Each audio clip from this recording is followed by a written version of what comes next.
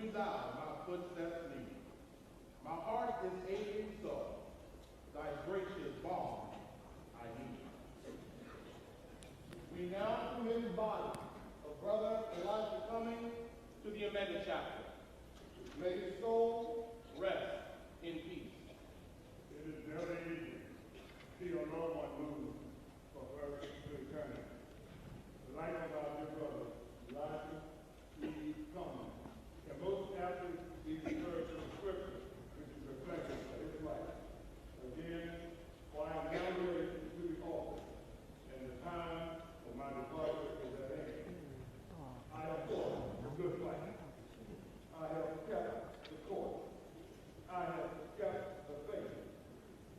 Therefore, is laid up for me now a crown of righteousness, which the Lord, the gracious judge, shall give me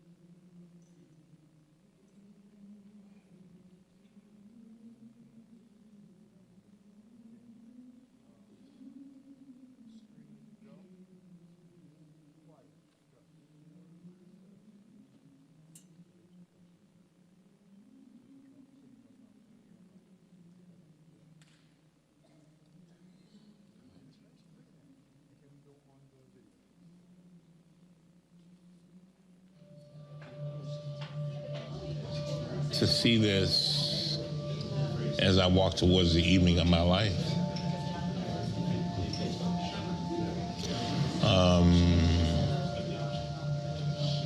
It makes me want to work night and day for the rest of my life to try to make sure that we make the best of the situation.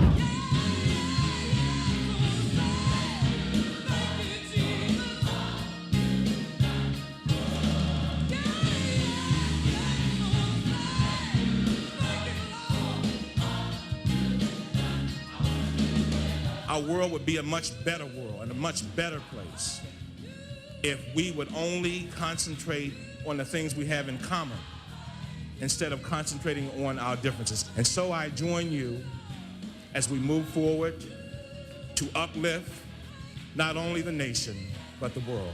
One of the members said to me, you know, when you used to address the House of Delegates, you were speaking to the state, and here you are speaking to the nation and the world.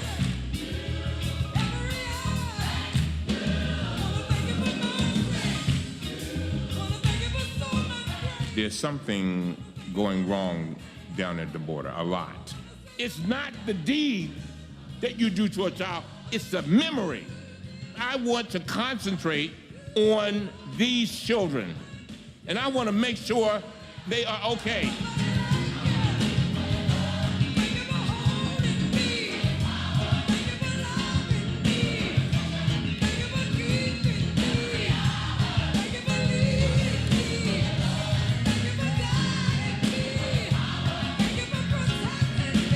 We need to determine how children in the United States of America have been exposed to drinking water poisoned with lead by the actions of their own government.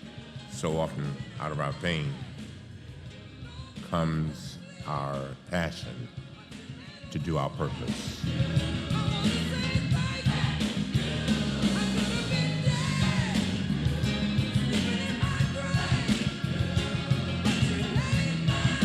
As a country, we finally must say that enough is enough. That we are done with the hateful rhetoric, that we are done with the mass shootings, that we are done with the white supremacist domestic terrorists who are terrorizing our country and fighting against everything America stands for and everything our phenomenal military has fought for. We must stand together with those who we do not look like, with those who we disagree with, and recognize that we have more in common than we have that separates us.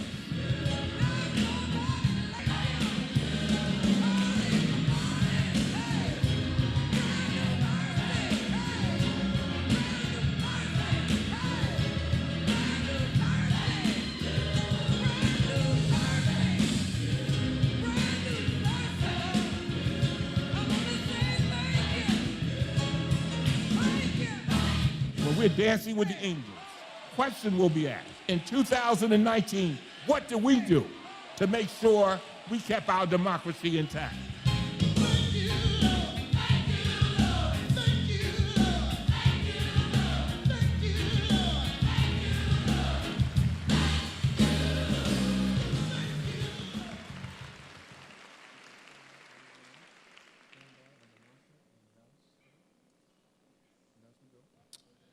The presiding mistress of ceremonies for this tribute, service, and celebration is Miss Rachel Garbo Monroe.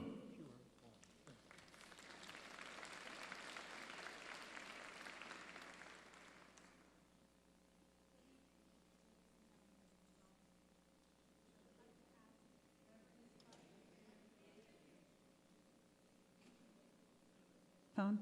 There we go. Can you hear me now? Good evening, everybody. Thank you for being here.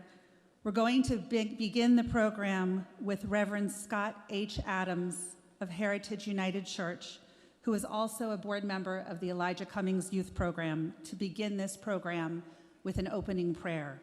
After that opening prayer, we will enjoy a musical selection, as you will see listed in your program, Great is Thy Faithfulness, performed tonight not by Gwendolyn Boyd, who will speak later, but by Cameron Potts.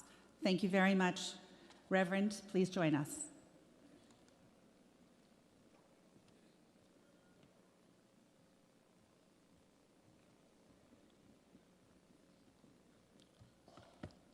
Let us prepare our hearts and minds for prayer. Lord, we call on your grace to intervene in this time of distress. Take hold of our grief and our infirmities. Let your face shine upon Congressman Cummings' family, his bride, his children, grandchildren, siblings, nieces, nephews, and staff. Be gracious unto them, O Lord. Look unto them with your favor. Lift up your countenance and give them peace. Let all who have gathered in this space, who have been touched in some way by your servant Elijah, be strengthened to carry on the work of his legacy. Lord, we also gather to effectually and fervently pray as we find ourselves in the midst of a pivotal moment in history, confronted by a disconcerting uncertainty, especially in the wake of profound loss of such a powerful presence who has been a resounding voice of change. So in this pivotal moment, may we stand collectively and commit ourselves to the continuing work of Congressman Cummings, who reminded us that, yes, we can make it over, but we don't have time to be patient. Let this, the day of celebration of his extraordinary life, serve as a clarion call to action, because we can no longer await for change that rolls in on the wheels of inevitability, but we must relentlessly resist inequality and discrimination until justice rolls down like water and righteousness like a mightier stream. Lord, let us embrace an interdependent spirit of solidarity and adjacency as we fight to fully dismantle injustice and willfully work to cultivate for a beloved community. For generations yet unborn deserve to know that they can enter into a world where our democracy is intact. Our children who are living the messages to a future we will never live to see deserve the right to be free. So, Lord, as we celebrate the life and legacy of Congressman Elijah Eugene Cummings, may this day mark a pivotal moment in our history where darkness gives way to your light of peace, where your healing for all who mourn springs forth speedily, where your righteousness remains before us in all things, and where your glory is witnessed by all. For great is thy faithfulness, mercies endure forever. In Jesus' name, amen.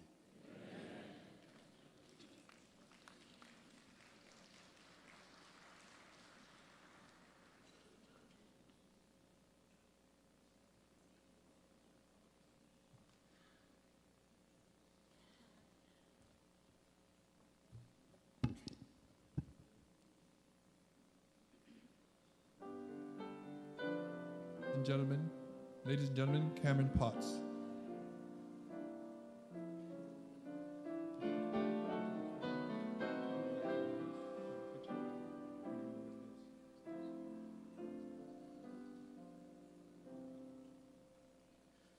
Great is thy faithfulness, O God, my Father. There is no shadow of turning with thee. Thou changest not thy compassions,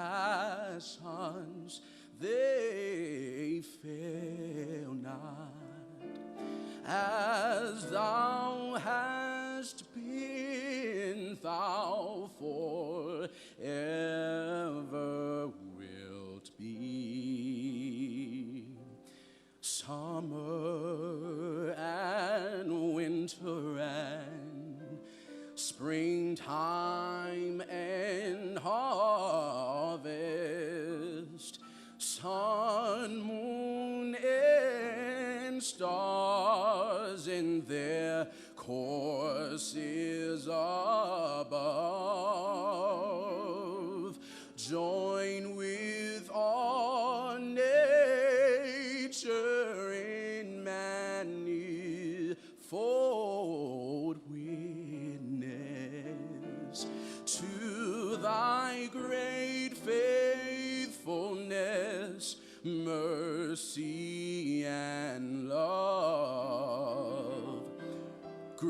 Great is thy faithfulness. Great is thy faithfulness. Morning by morning, new mercies I see. All I have needed, thy hand hath provided. Great is thy faithfulness, Lord, unto me. Pardon for sin and peace that endureth, thine own dear presence to cheer and to guide, strength for today and bright hope for tomorrow. Blessings are mine with 10,000 beside. Great is thy faithfulness. Great is thy faithfulness. Every time I wake up in the morning, brand new mercies I see. All I have needed, thy hand hath provided. So great is thy faithfulness. Great is thy faithfulness. Great is thy faithfulness, Lord, unto me. Lord, unto me.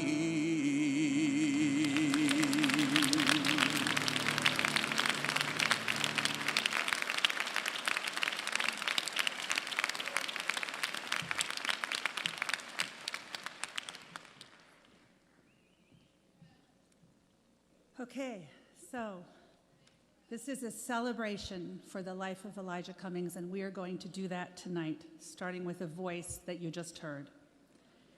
Elijah Cummings was a man who walked the walk and time again stuck up for all of us, our city, his city. A man who was not afraid to say the hard stuff, but said it in a way that moved us and challenged us to be better. No one wants to be here this evening. Our hearts are broken. The only good thing I can say for the many speakers this evening is they will not be in that horrible spot, and they know what I'm saying, the spot of following Elijah Cummings at an event. He was an extraordinary speaker. Perhaps you have been doing what I have been doing these past several days, and listening to and reading Elijah's wise comments on so many different and important topics in our world today. And as I've watched and read some of those speeches, I am reminded of the power and the passion that fills a room when someone is doing exactly what he or she is put on this earth to do. In my opinion, Elijah could have been many things, considering his far-reaching, extraordinary talents. Gathering here in this beautiful performing arts center at Morgan State University makes me think that Elijah could have been a masterful jazz musician. An effortless union of competition and collaboration, jazz music allows a single instrument to take the lead, and then almost naturally and unscripted, another one moves to the forefront, while that first instrument takes its cue and moves to the background for support. This is how Elijah lived his political life. He knew when his solo voice was needed on the national stage, and he knew when he was part of a chorus. He was a beacon of leadership in the toughest of times, and he was the first one to lend a hand when you needed it. Now tonight, in his words, and in the words of 27 speakers, you will honor the man, and we together will honor the man who has done so much for our beloved Baltimore.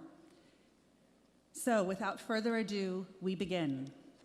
I would like to introduce United States Senator Benjamin Cardin. Senator Cardin, having been elected to the House of Representatives in 1986 and the U.S. Senate in 2006, serves as the Dean of the Maryland Congressional Delegation. He and Elijah both attended Baltimore City College, the University of Maryland Law School, and enjoyed the practice of private law. They also served in the House of Delegates, and they both worked as partners representing Baltimore City in the region beginning in 1996. Senator Cardin's statement on Elijah's passing read in part, Chairman Elijah Cummings and I shared a city, an alma mater, a love of law, and a love of public service. The death of Chairman Cummings leaves an irreplaceable void in our hearts, in our Maryland, and in our Congress. Quite possibly no elected official mattered so much to his constituents. His commitment to his city and county and country was unwavering, as will be my lasting respect for him. Please welcome the man that I met one winter day at the Jewish Community Center when my Ben was a baby, who is now almost 18 and here somewhere today.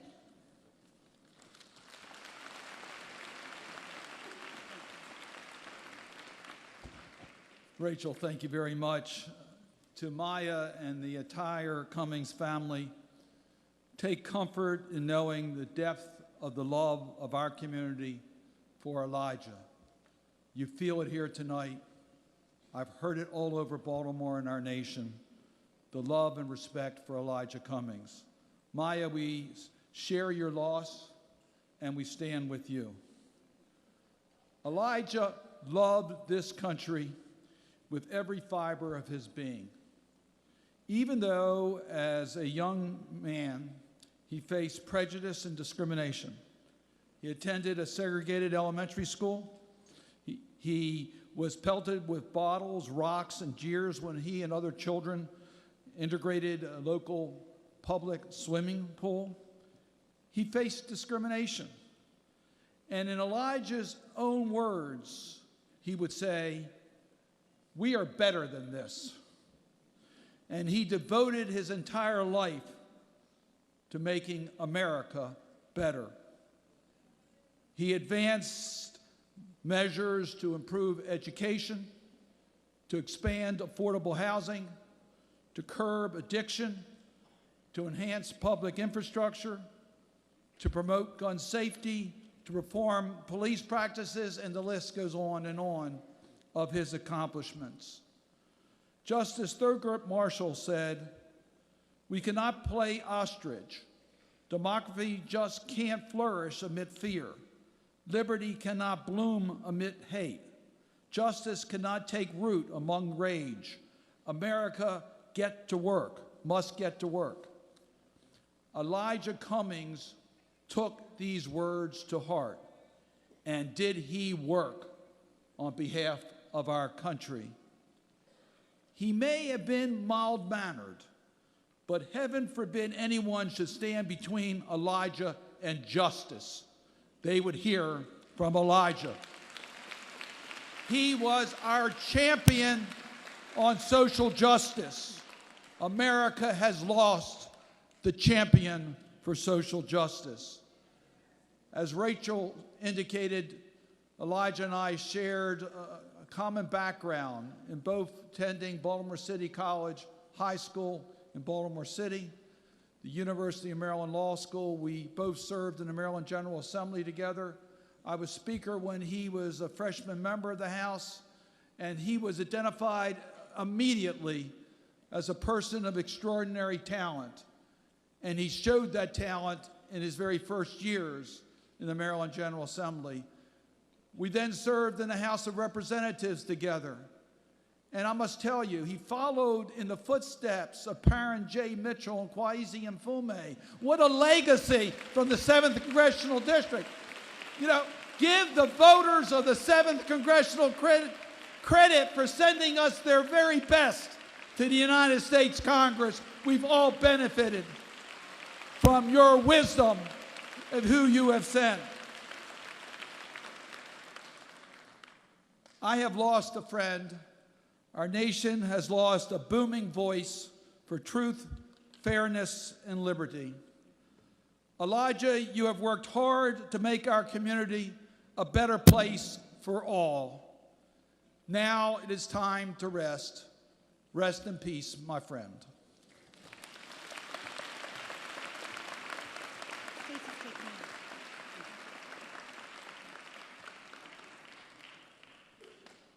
Thank you, Senator Cardin. Our next speaker is former United States Senator Barbara Mikulski.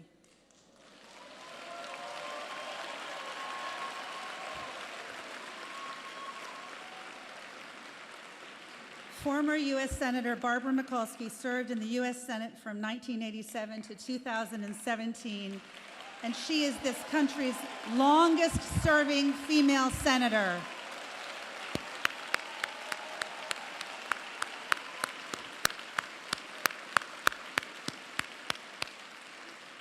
She also served in the U.S. House of Representatives from 1977 to 87, and she and Elijah Cummings worked on many pieces of important legislation together.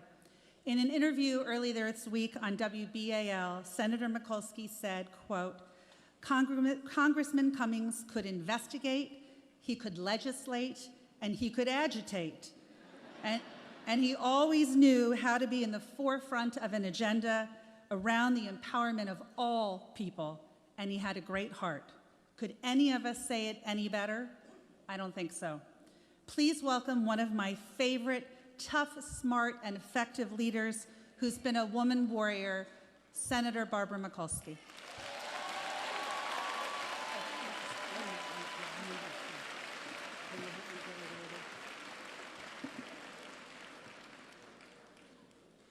I'm back.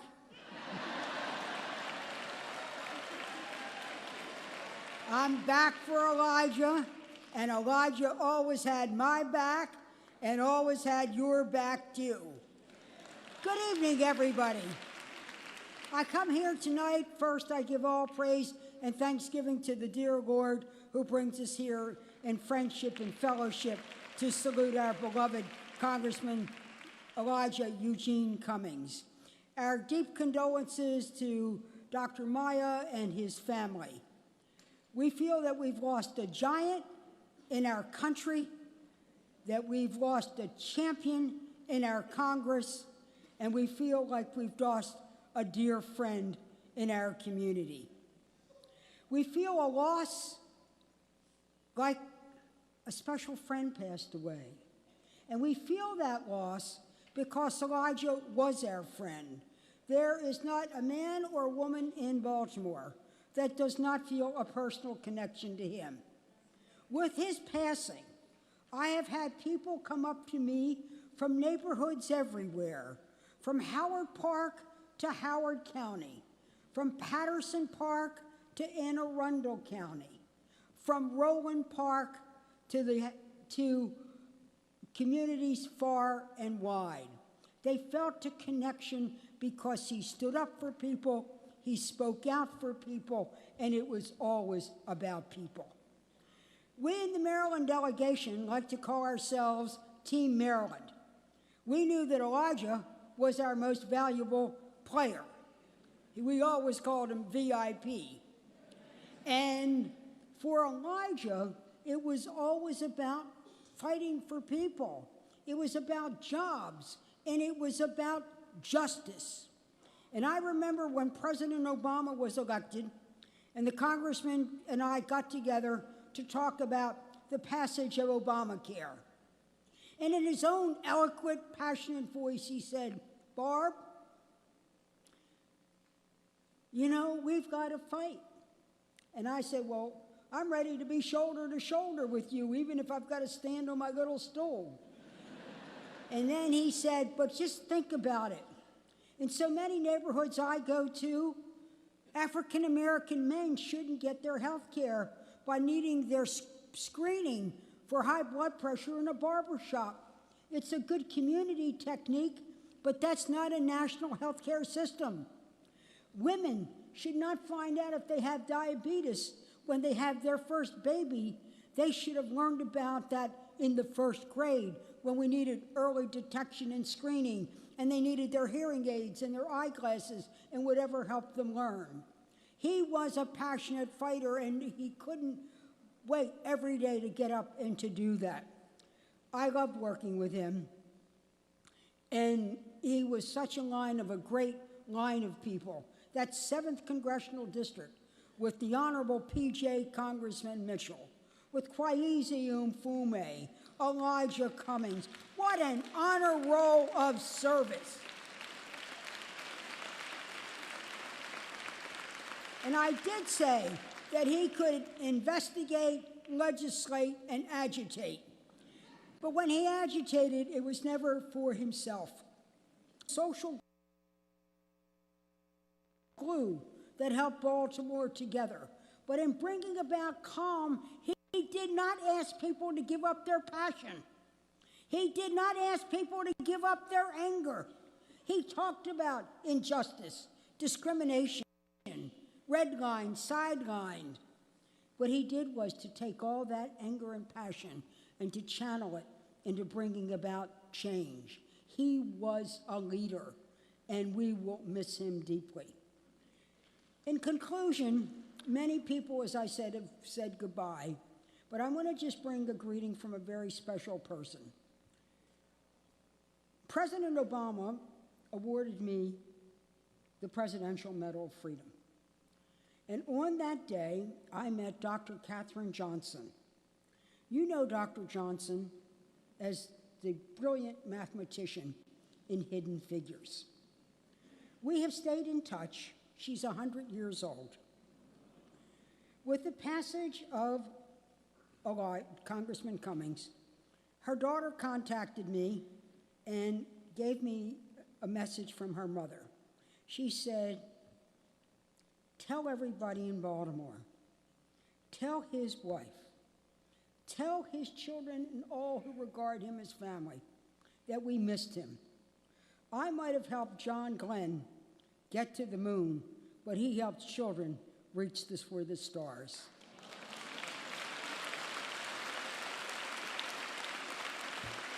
God bless you, Elijah, and may the force be with you and guide us as well.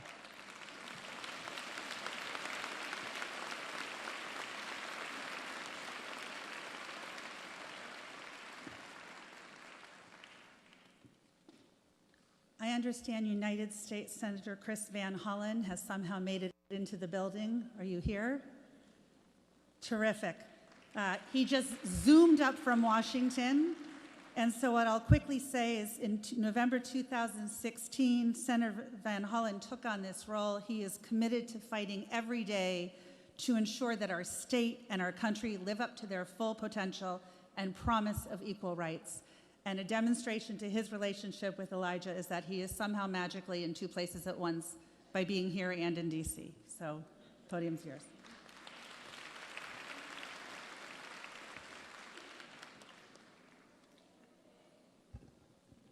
Like so many of you gathered here, like I trust all of you gathered here, I loved Elijah Cummings, who I knew for almost 30 years. He was a mentor. He's an American hero of our times.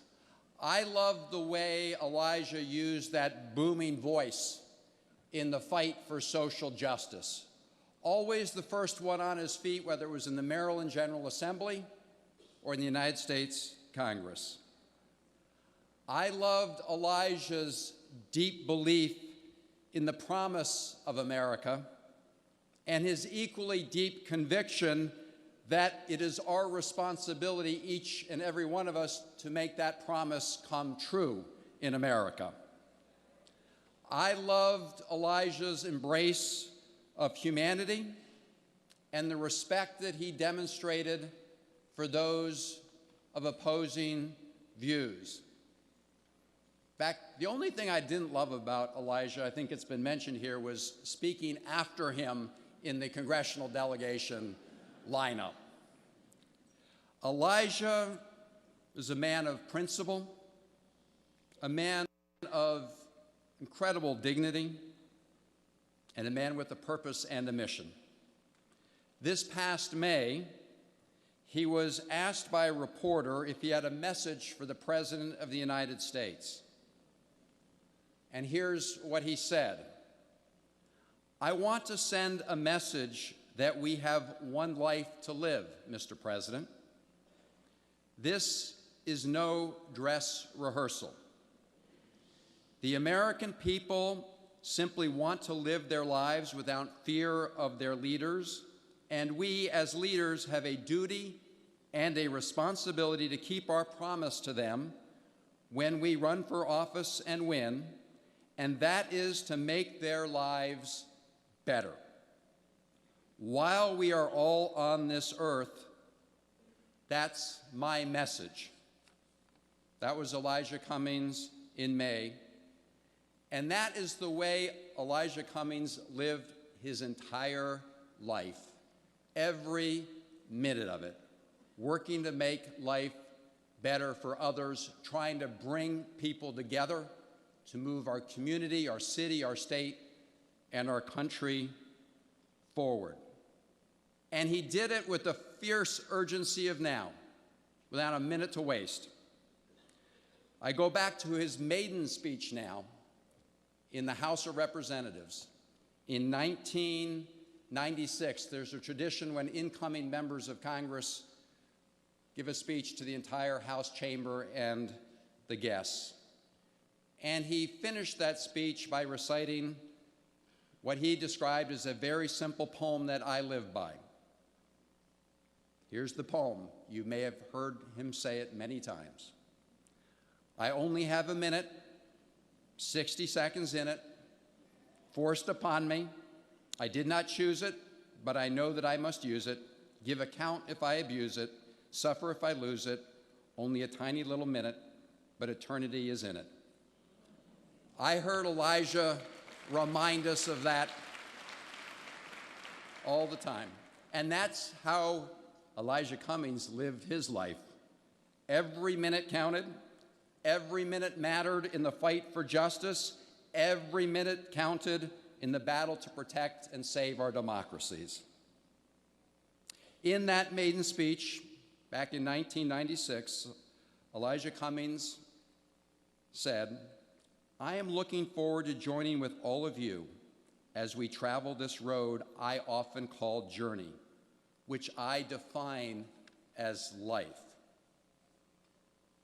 To Maya, to Elijah's family, we join you in mourning Elijah's loss, our state's loss, our country's loss, the world's loss. We join you in that mourning, but we thank God every day for the gift that was the journey and the life of Elijah Cummings.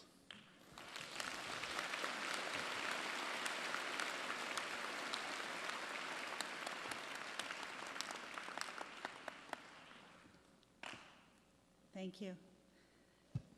Ladies and gentlemen, I now have the privilege of introducing Maryland State President Thomas V. Mike Miller, or Mike Miller as he is known.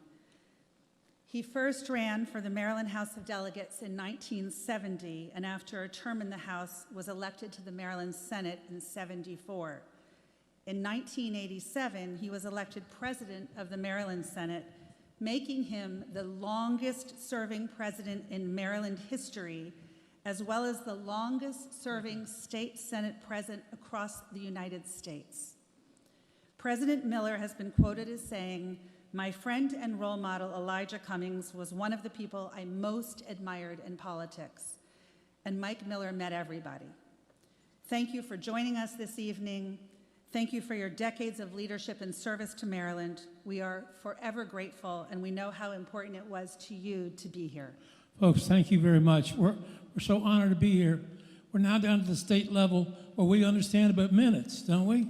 We got 5 minutes, 3 minutes, 2 minutes, 3 minutes or less. Let me just say this. I'm honored to be here. Maya Rockamore Cummings, thank you for inviting me to be here. I'm so pleased and privileged to be here. Yesterday at this time, I was at Hopkins in a cancer bed. And I said to the doctor, when I got the invitation, I said, look, I've got to get out of this hospital. And that's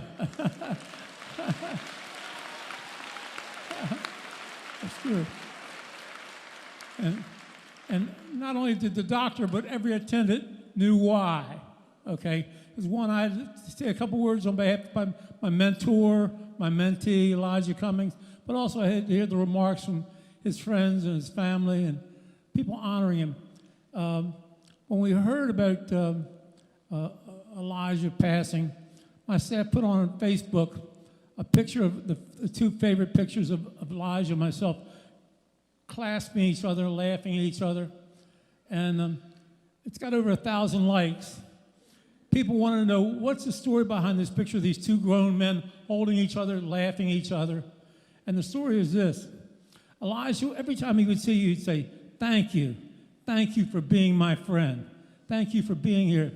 And I'd say, Elijah, why do you have to keep saying that? He goes, you're my friend. You don't have to be here. I said, Elijah, you are history.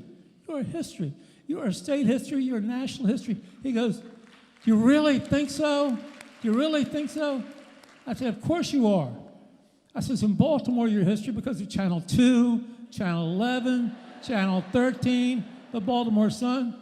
He said, but I come to all your fundraisers, every one of your fundraisers. They know me. They wave at me. They say, Congressman, how are you?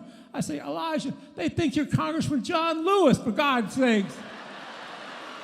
He goes, and we grasped each other and started laughing. He goes, you know it's true. I go, hi. Folks, thank you for being here. Thank you for supporting our friend, our mentor, our mentee. As he would tell you, we're the greatest country in the world.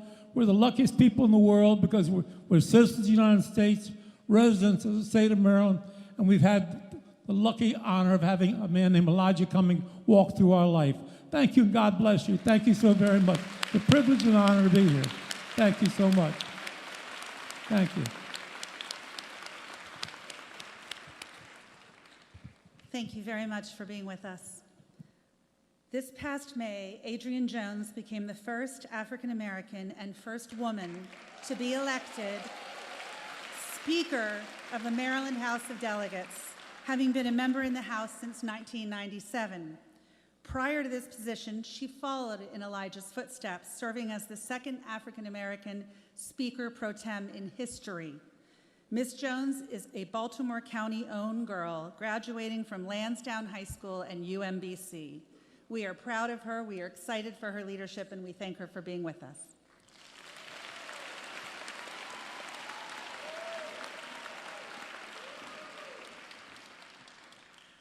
To Maya and family, ladies and gentlemen, good evening. For over 3 decades, Elijah Cummings had been a juggernaut for social justice and a political pioneer. His career of service began in the Maryland House of Delegates in 1983, when he blazed a pathway for me when he became the first African American Speaker pro tem in Maryland history in 1996. As a congressman, his leadership epitomized wisdom and strength. When the federal shutdown threatened the livelihood of over 20,000 Marylanders, Cummings took the necessary action to alleviate the pain of missing a paycheck and got federal employees back to work. He courageously stood against the president and stood up for Baltimore when the president's remarks disparaged the city. Many will remember the congressman as the House Oversight and Reform Committee chairman and the leader in the fight for our democracy, but he never lost sight of Maryland and his constituents. He introduced legislation to end racial profiling by law enforcement, championed school safety in an effort to reduce violent crime in schools, and when Baltimore was in turmoil following Freddie Gray's tragic death, he was our consoler in chief and helped reunite a fractured city. Elijah Cummings was everything you'll read and hear about him: a prolific speaker, a political giant, a civil rights advocate, but I'll remember him as a friend and a teacher. This is a great loss for our state and our country, but we can take solace in the fact that his impact will last for generations. So when you have a question or concern and you want to pick up the phone to call him, just ask yourself, what would Elijah do? You'll know what the answer will be. Thank you.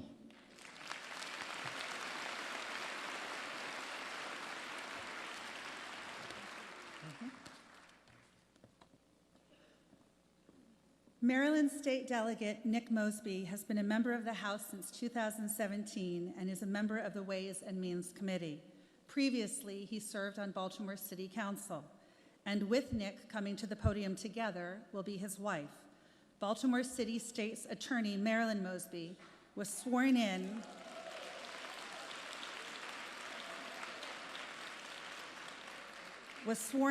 as the 25th State's Attorney for Baltimore City in January 2015, making her the youngest chief prosecutor of any major American city.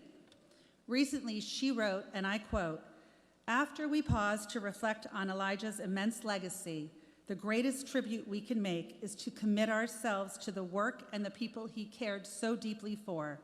I could not agree more. We look forward to hearing from both of you.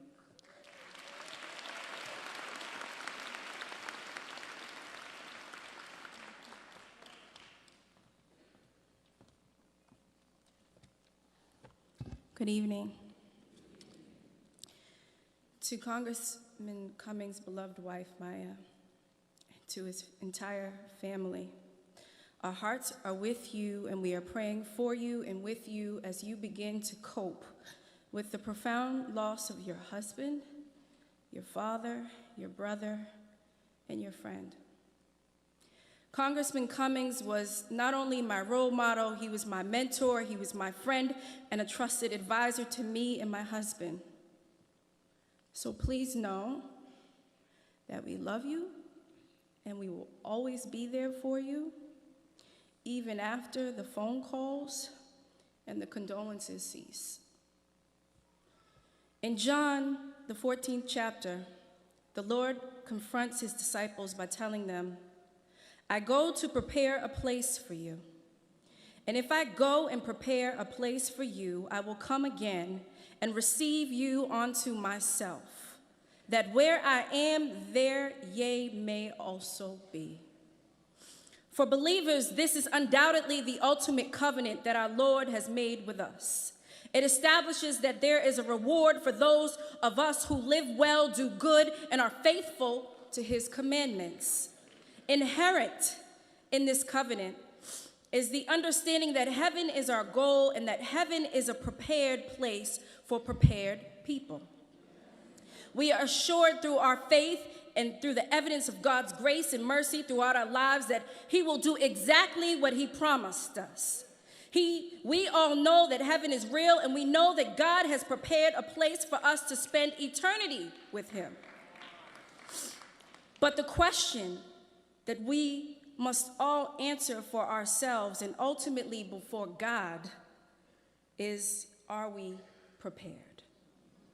Have we lived a life of service towards others? Have we helped to feed the poor? Have we tried to make the world a better place for our children? Have we loved our neighbors? Have we treated others the way that we would want to be treated?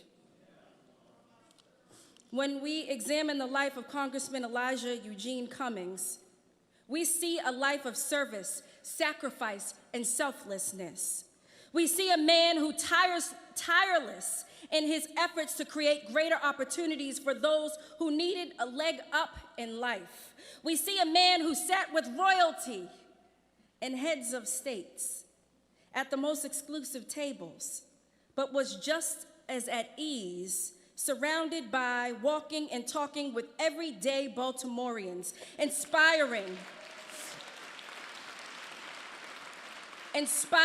teaching, and leading his community like only he could for 36 years as an elected official, community leader, and an activist. Congressman Cummings didn't just represent Baltimore's 7th congressional district. He fought for our city and our country, and when both came under attack, he put himself on the line in defense of our democracy. Yes, Elijah Cummings was our leader, and we love and respect him because he was a rare breed. He was a man who never lost the common touch, who never forgot where he came from, who never forgot about us, and who always made sure that he was pouring into the lives of those who were counting on him. And so even through our sadness and our tears, we can be comforted in knowing that Congressman Elijah Cummings lived his life in such a way that God's promise of a prepared place for prepared people is now fulfilled. We have so much evidence of Elijah's preparation, the difference he made, the people he lifted, the lives he touched. We have evidence. We can examine Elijah's legislative record and all he's done to make health care accessible for more people, all he's done to protect the right to vote, all he's done to create opportunities for those who needed a second chance at triumph, all that he's done to ensure that our babies have clean drinking water, all that he's done in his advocacy against witness intimidation in the home of witness intimidation. There is so much we could say and to show and to prove that Congressman earned his eternal rest by serving and by leading and inspiring. But for me and for my family, his impact and the evidence of the kind of man he was intensely personal. You see, Congressman mentored us. He poured into us not only as elected officials, but as a family, as a unit, as parents. He reminded us often to value one another and to always put family first. He treated us like we were his family. He often said in speeches, by phone, via text, how proud he was of us and how glad he was to be a part of our destiny. I can't even begin to express the depths of my pride and my gratitude for him allowing us to be a part of his life, a part of his destiny.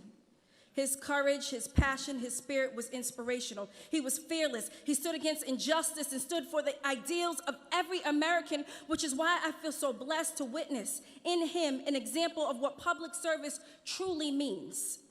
In his unique way that can never be replicated, Elijah had a way of making you feel so important and so powerful, not because of the office that you hold or the seat that you occupy, but because of the awesome responsibility that you are blessed with, because people are depending on you and looking towards you to lead and to create a path for their families and for their communities to do better, to have more, and to go further.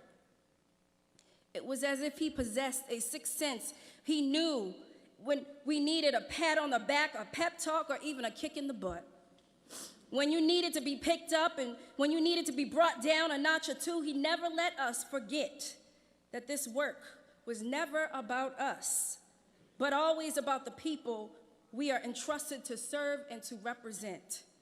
Nothing felt better or more encouraging than to hear Elijah Cummings say, "Good job, I'm proud of you."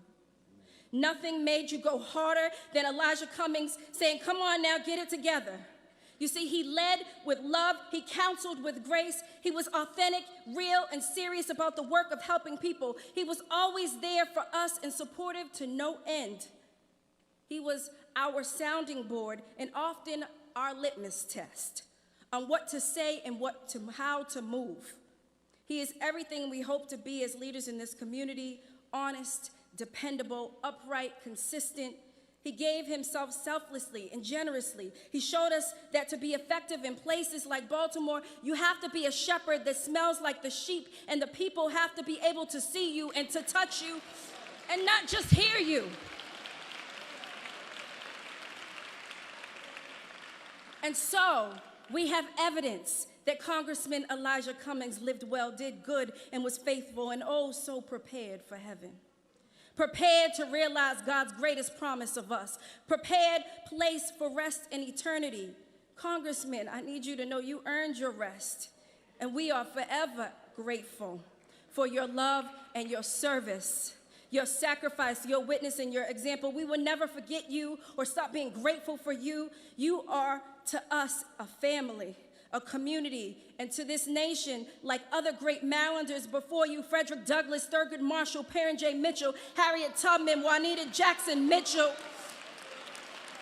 Your legacy is secure and your impact is immense. We commit ourselves to holding up the standard that you set, always remembering that it's never about us, but always for the people. Words are insufficient to explain to you how much you meant to me and how much it mattered when you stood with me when very few would.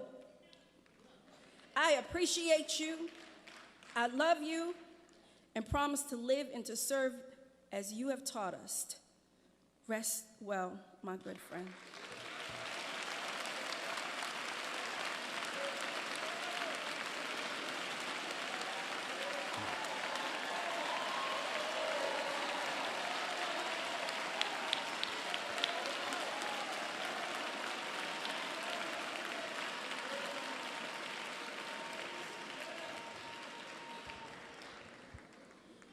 Maya, as you can see, we're going to truly miss our double dates. You know he was my guy. He often, when it was just me and him, would talk so fondly of you. And he would always be so worried about me and Maryland being elected officials and us having busy schedules and how our family life was. And he would constantly coach me on that, and I'm going to remember that. Ada and Jennifer, I have 2 little girls. And those same discussions that he had about my wife and my family, he had about you as his daughters, and the importance of ensuring that he poured into you. See, Congressman Cummings to me was more than a mentor. Growing up in the city of Baltimore, without any males in my house, I grew up out in a house with 6 women, a 3-bedroom house right up the street in Northeast Baltimore. But he was always that guy I looked for, that man that could be in my life, that man that could provide advice. The 2 things that I found out about Congressman Cummings that I hold against him that unfortunately he did wrong was attend Baltimore City College. I'm sorry, Dr. Gibson and Senator Cardin, and the second thing that I'll tell you that I found out that really hurt me about Congressman Cummings was that he played football for Baltimore City College. So I had the opportunity to first meet Congressman Cummings my senior year. I was Student Government Association president at Poly, and he was my commencement speaker. And just in the good old oratory fashion of Congressman Cummings, he gave a rousing speech, and I wanted to know who this man was. And I didn't get a chance to cross paths with Congressman Cummings until 14 years later, when at the age of 26, I decided to run for Baltimore City Council. And I said, if you're going to run for office in the city, there's one person you have to reach out to, and that's Congressman Elijah Cummings. So Vernon can attest to this. I called, I emailed, and I never got a chance to talk to Congressman Cummings before I lost. But what I will tell you is that next morning, my phone rang, and it was Elijah Cummings. And he said, Nick Mosby, you've been calling me, you've been emailing me, you've been trying to get to me. You know, I had to stay out of the race, but I really want to sit down and talk to you. And he did. We sat down, we spoke. I'll never forget, I was pinching myself, and we went to breakfast. And from there, our relationship grew, and he put me on the Elijah Cummings Youth Programs Board. And then this is the next point of disappointment. I went to Congressman Cummings. I said, Congressman Cummings, I'm going to run for the 7th councilmanic seat on the Baltimore City Council. He said, Nick, you're wasting your time. He said, man, you can't do that. It was right after ECYP meeting. He said, you can't do that, man. He said, you're going to lose, and you can't lose twice. He said, in this game, you know, losing twice is a bad thing. I'm telling you, Nick, don't do it. But he said, hey, man, you got to do what you want to do. So being a foolish 31-year-old, I decided to run anyway.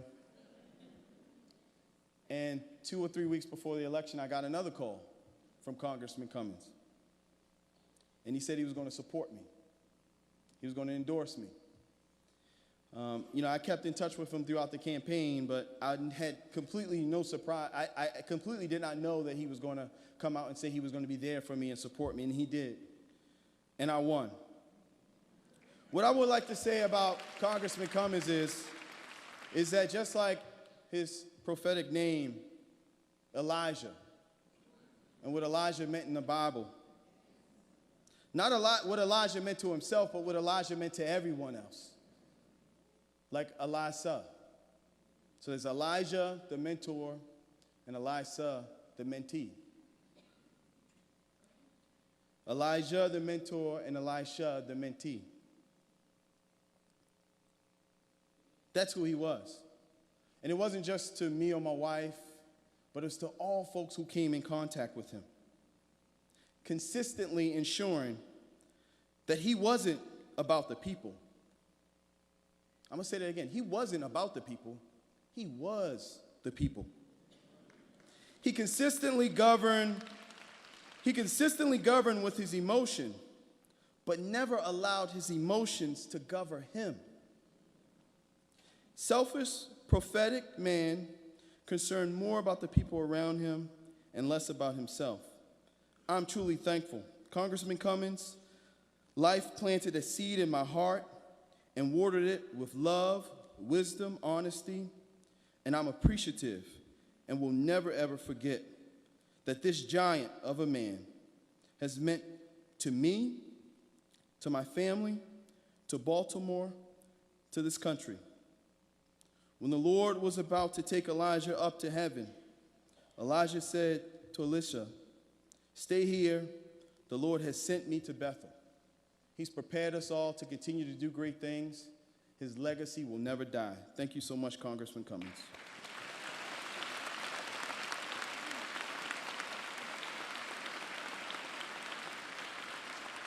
Thank you both very much. Our next speaker is Baltimore Mayor Bernard Jack Young, the 51st Mayor of Baltimore City.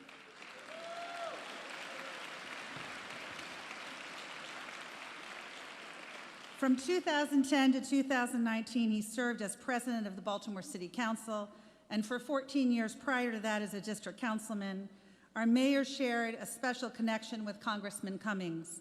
Shortly after being elevated to Baltimore's mayor this past spring, Mayor Young met with Congressman Cummings at his office on Park Avenue. The congressman had a simple message for our new mayor. Quote, how can I be helpful? With 5 words, Congressman Cummings encapsulated what his life's work was about, being of service in ways big and small to all of those around him.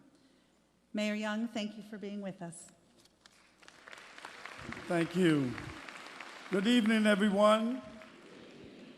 First, giving honor to God, to this family, to Maya, the wife of our dearest Congressman Elijah Cummings, to the Congressman's children and sibling, to his staff, to his extended family and many friends who've gathered inside this center this evening, to his colleagues in public service, to Baltimore and to the nation.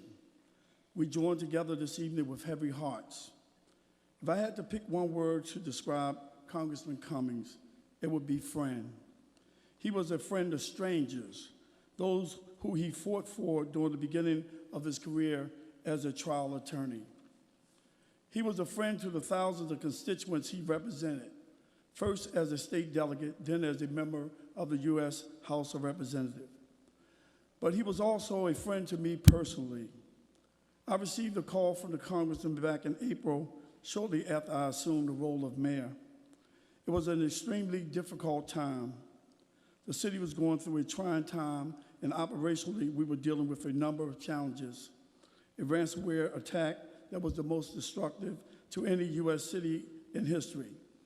Infrastructure challenges from sinkholes to massive water main breaks. It was a tough time. In the midst of this storm, I accepted a call and heard that familiar baritone on the other end. Jack, it's Elijah. How can I help you? Those words still ring in my ear even now.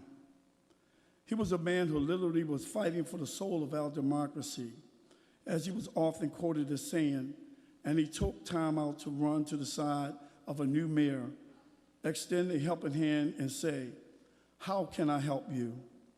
I'm going to miss his spirit. I think all of us can learn a lot from Congressman Cummings. We should all pledge to extend our hand and say to those around us, how can I help you? That's what real friendship looks like. Thank you, Elijah. May the work you've done speak for you. Job well done.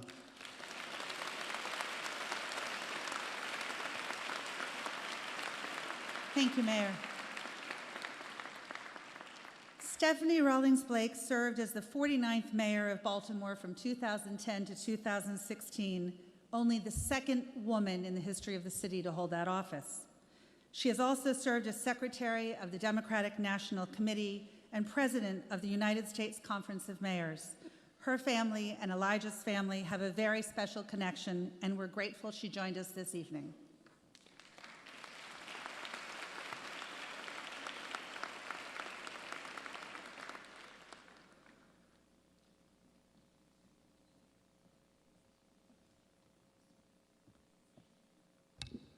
Good evening, everyone. You know you can do better than that. Good evening, everyone. To Maya and Congressman Cummings' entire family, we've spoken. You know you have my condolences and my prayers. And for those of us who have served in elected office, you know that while our family mourns for us, the people we spend more time with than our family sometimes is our staff. So to his entire team, who has been there for so many years, you have my prayers, my hugs. If I can be there for you, please know that I am. I know how much you cared and supported Congressman Cummings.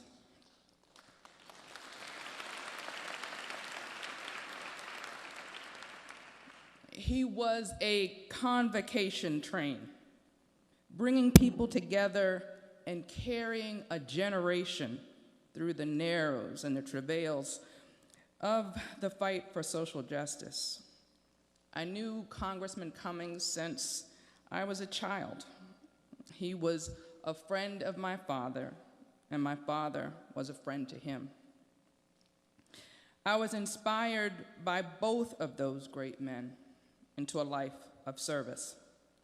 Some would say he was a congressman who preached. Others would say he's a preacher of liberation theology who served in Congress.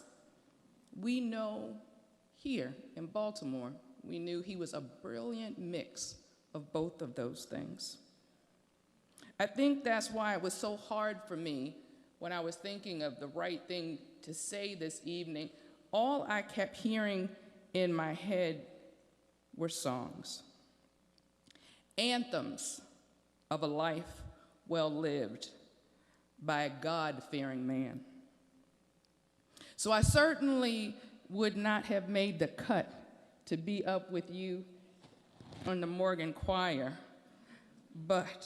so I know someone's gonna have to help me out when I say, amazing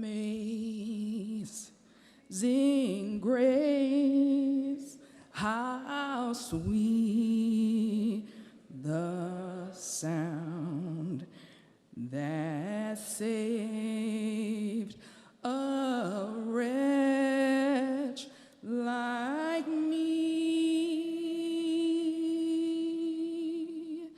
I once was lost, but now I'm found. Was blind, but now I see. I knew they would help me out. You see, the leadership in Congress gave him the gavel, but his life gave us a song. If I can help somebody as I travel along, if I can help someone with a word or a song, if I can help somebody from doing wrong, my living shall not be in vain. So on last Thursday morning, that song that he had been singing for years became his reality. Some glad morning, when his life is over, he'll fly away. To that home on God's celestial shore, he'll fly away. Oh, glory, when he dies, hallelujah, by and by Elijah flew away. And this is why we're here, to say farewell in the tradition that we all love. Sleep on, sweet prince. If we live right, heaven belongs to all of us. We'll see you in the morning, and I promise, as we all must promise, to keep his fight alive. Thank you.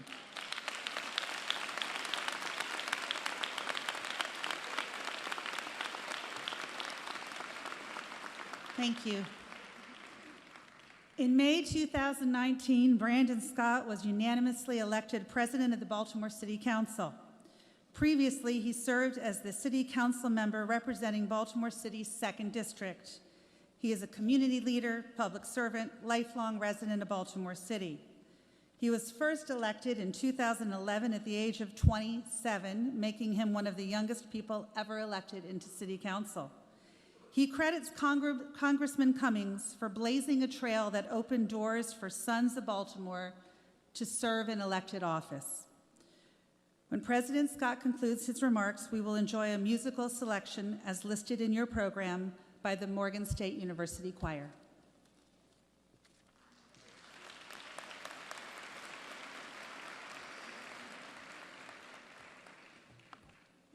Good evening.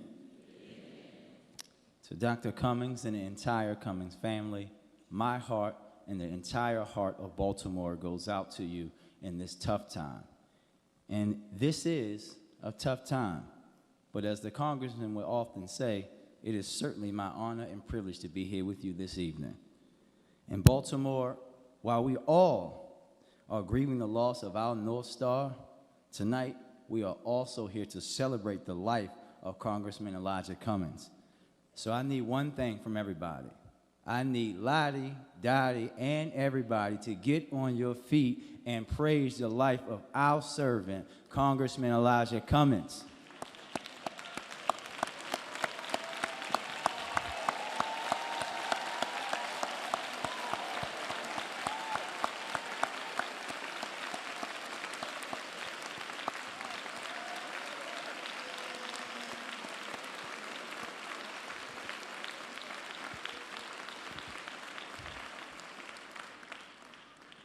Every successful person has someone who has positively impacted their life, someone to encourage you, someone to show you the way. Congressman Cummings was that for me, a mentor in politics, but more so in life. To be a good mentor, you have to do more than just care.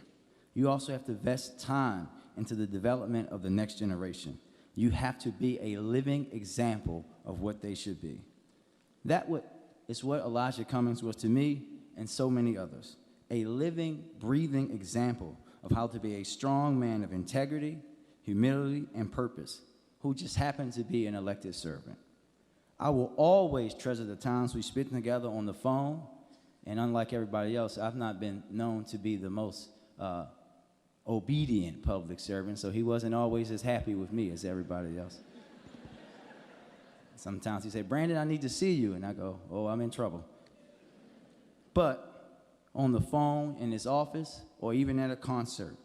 Each time he spoke with me, I learned something. Every time I would learn something. One piece of wisdom has been on my heart recently because it's one of the last things he said to me. He said, Brandon, one thing that I've always liked about you, when you battle with someone, you never disrespect them. You can disagree with someone, but do that with dignity and respect for yourselves and for them.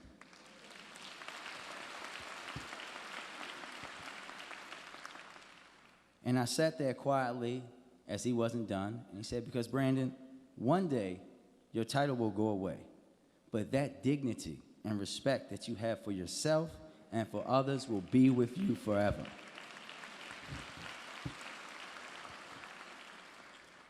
And then the world watched him embody that as the President of the United States attacked him and all of us here in Baltimore. He handled that with an amount of dignity and calm we don't always see from our public figures, but that was typical for him. That kind wisdom and dignity is why we are all here today. That's why the nation mourns with us, because we lost a man who was of and was for the people. He was the best of us. He was the best that we had to offer. Not because he was our congressman, but because he was never too proud or too high-minded or too busy to take time to invest in each of us. He mentored all of us every time he spoke. He made a way for us, and for that, we simply say thank you. The congressman will often say, our children are the living messages we send to a future we will never see. I just hope and pray that every time he looked at me, and so many of us here tonight, that he saw that the future, and he knew it would be bright because of the light that he ignited in all of us. Thank you, Congressman Elijah Cummings. I love you. May you rest in eternal peace. Thank you.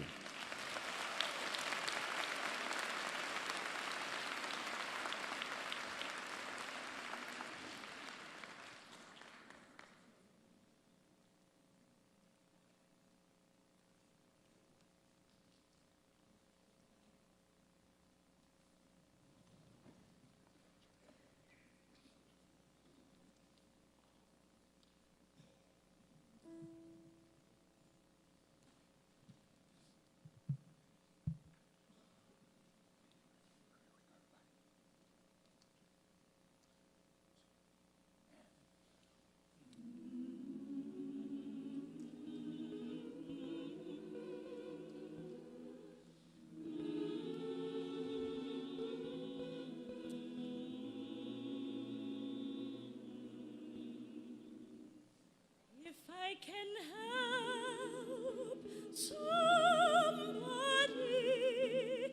as I pass along. If I can cheer somebody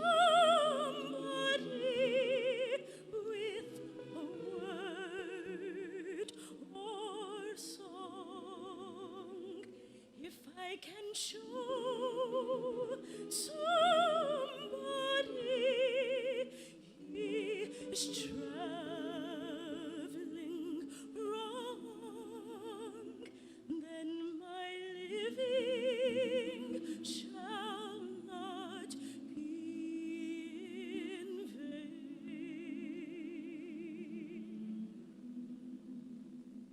If I can do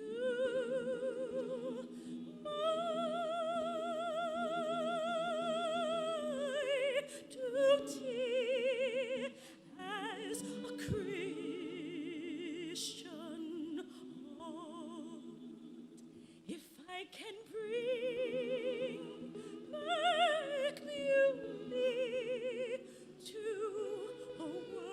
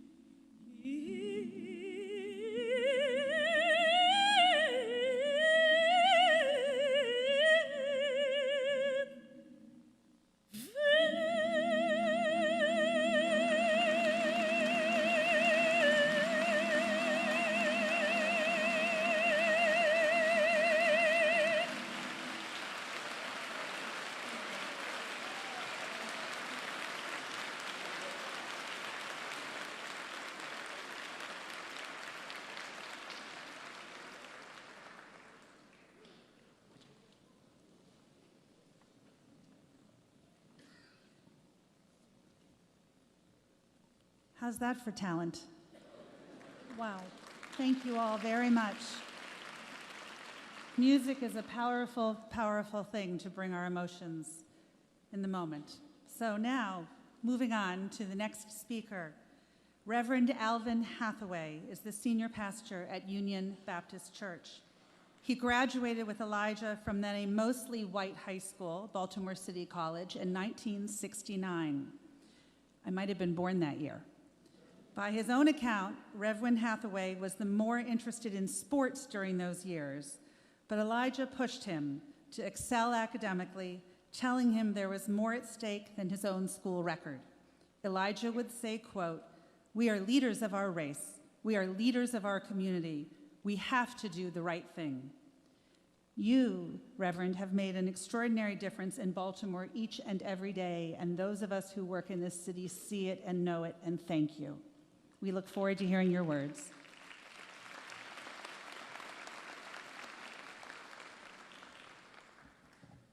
Dr. Maya and Cummings family, staff, I'm just deeply touched and honored just to say a few words about my friend. Our orbits intersected in September 1963 when we entered the 7th grade together at Gwynns Falls Park Junior High School.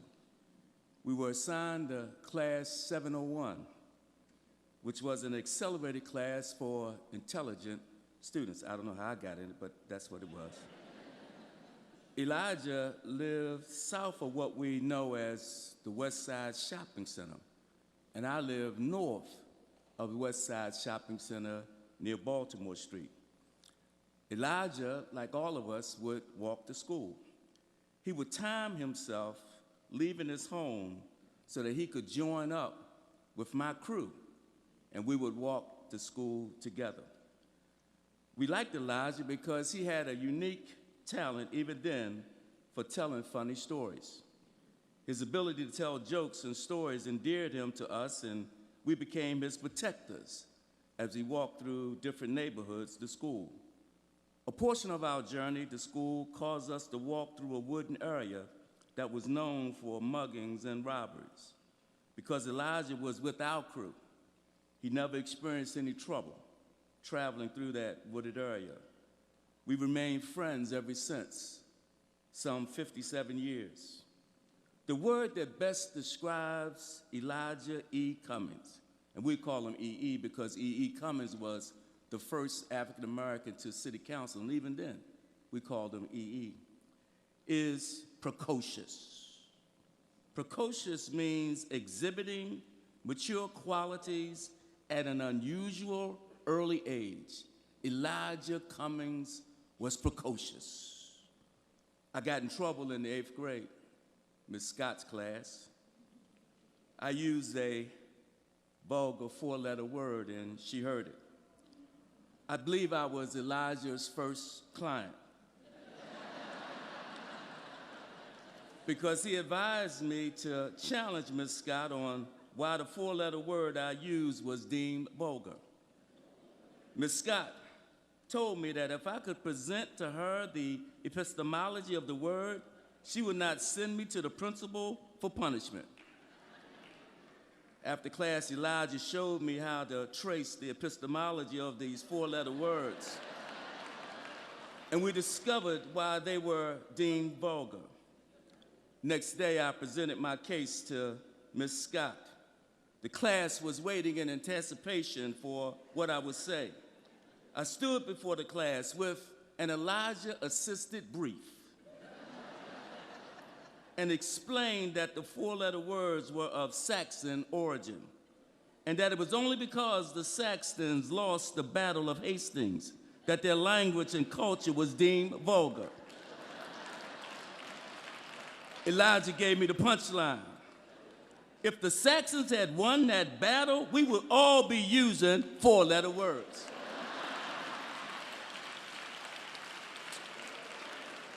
Dr. Samuel L. Banks, who was steeped in African-American history, first discovered Elijah's amazing ability in the 7th grade. He was our social studies teacher. Dr. Banks would later become the president of the Association for the Study of African American Life and History, founded by Dr. Carter G. Woodson. That was our social studies teacher. Dr. Banks journeyed with us, he mentored us, he tutored us, he challenged us, and he taught us in the 7th grade, 8th grade, 9th grade at Gwynns Falls Park Junior High School. And when Elijah and I went to Baltimore City College, Dr. Banks went with us as well.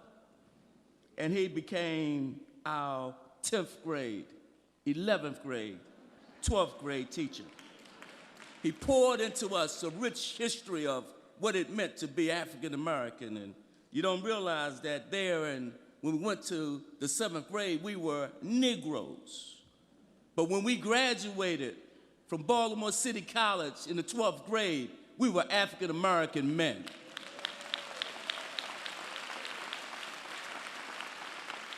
It was a major school that we attended. It was a school of athletes.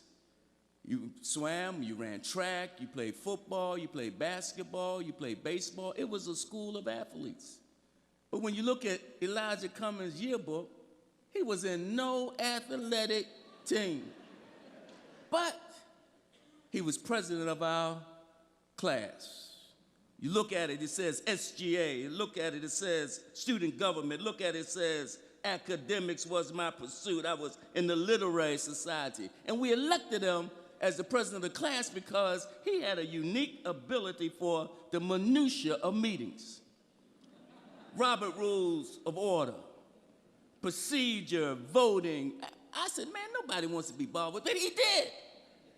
He did it representing us well. I want you to know that long before Elijah made famous the poem, We Only Have a Minute, he convinced the 1969 class of City College to adopt these words of our theme song. Those words came from a movie called Man of La Mancha. And I believe the words of this song was his guiding principle throughout his life. To dream the impossible dream, to fight the unbeatable foe, to bear with unbearable sorrow, to run where the brave dare not go, to right the unrightable wrong, to love pure and chaste from afar, to try when your arms are too weary, to reach the impossible star. At this point, Elijah would get real loud. He would say, this is my quest to follow that star, no matter how hopeless, no matter how far, to fight for the right without question or pause, to be willing to march into hell for a heavenly cause. And I know if I only be true to this glorious quest, that my heart will lie peaceful and calm when I'm laid to my rest. And the world will be better for this, that one man scorned and covered with scars still strove with his last ounce of courage to reach, to reach the impossible star.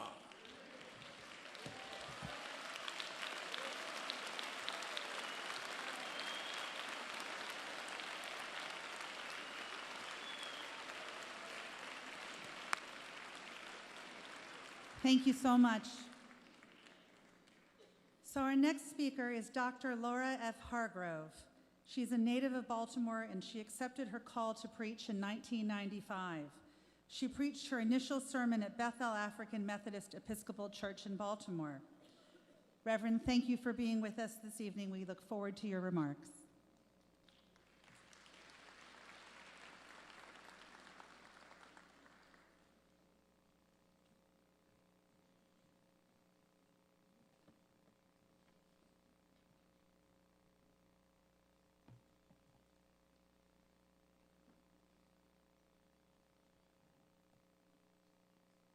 Good evening to Dr. Maya Cummings, the Cummings family, and to all who have gathered in this historic place that we know as Morgan State University. I greet you in the power and the presence of the Prince of Peace. Every good homiletician is taught that whenever and wherever possible, let the text preach for itself. I stand tonight to let the words of the distinguished gentlemen from Baltimore speak and preach for themselves. I see that look. Those were the words that Congressman Cummings spoke to me in his office on April 2nd of this year. I see that look. That was the day that I delivered the opening prayer before the House of Representatives. Mr. Cummings did not make it to the House floor that morning because he was constrained by an urgent matter concerning the resident on Pennsylvania Avenue and his Russian cohort.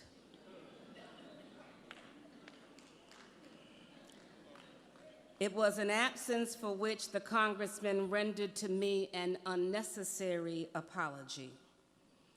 After a brief conversation about a letter I received from him in 2018, he said to me, "I see that look."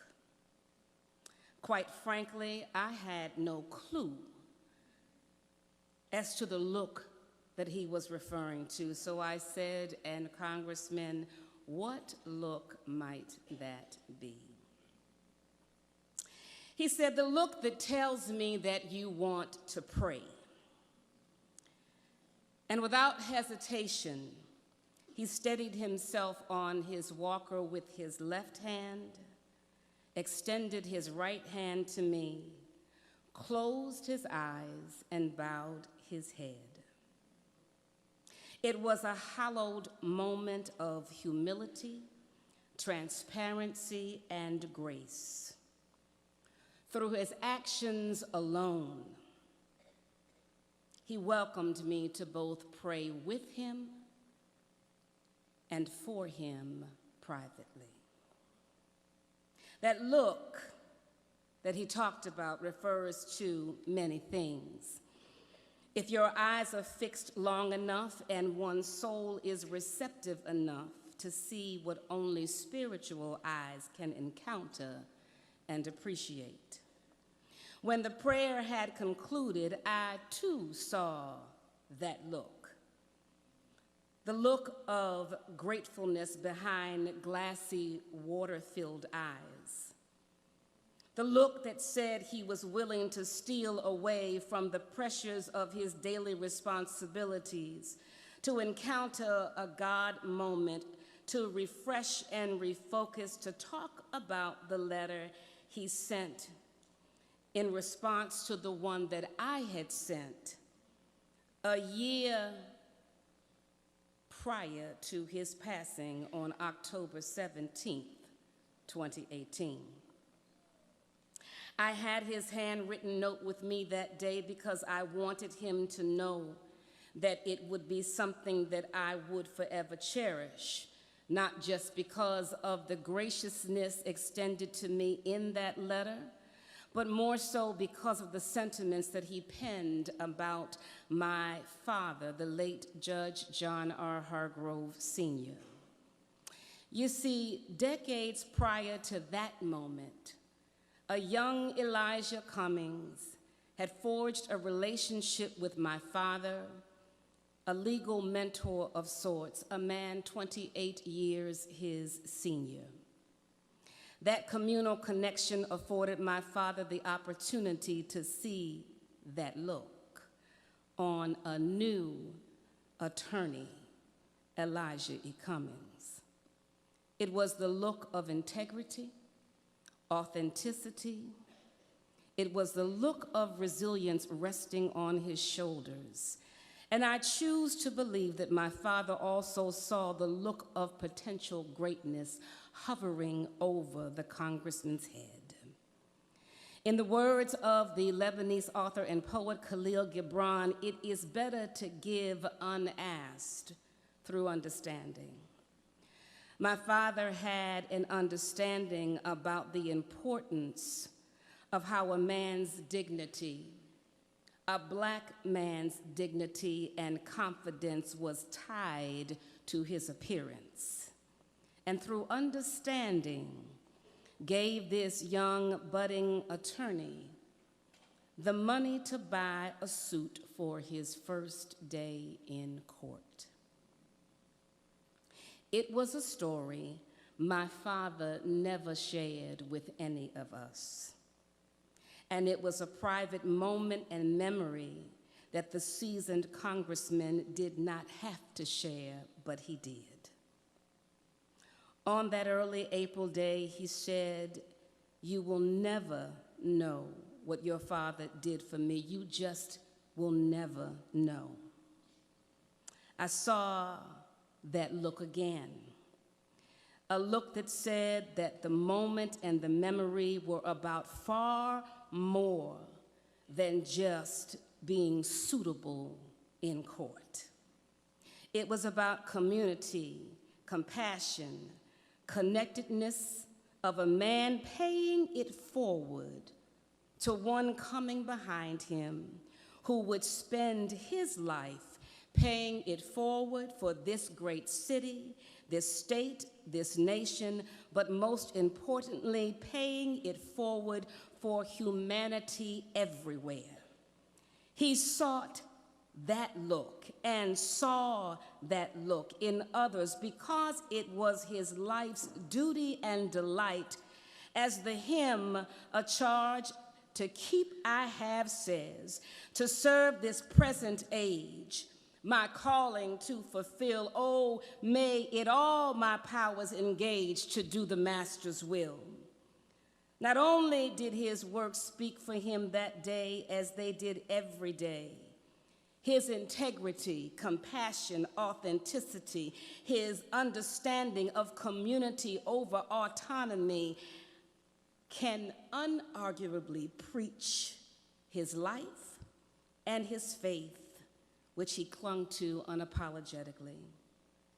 To the distinguished gentleman from Baltimore in absentia, time has yielded itself to that look from eternity that beckoned you to step back from your well-done determination and dedication, your strength and your struggle, your tenderness in tough times, to now rest from your labors, for your works will indeed follow you.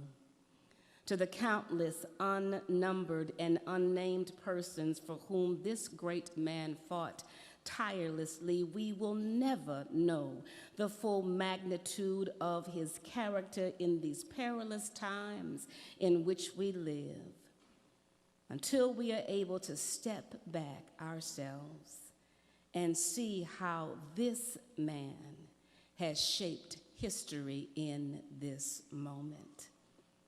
To be clear, he has left his indelible footprint in this life. But it is up to those of us who are alive and remain to seek that look, to see those who are invisible to others, to work while it is yet day, to also serve this present age as Elijah E. Cummings did, while we look unto the hills from whence cometh our help, in the like manner that he looked unto the hills of his God, from whence came his help.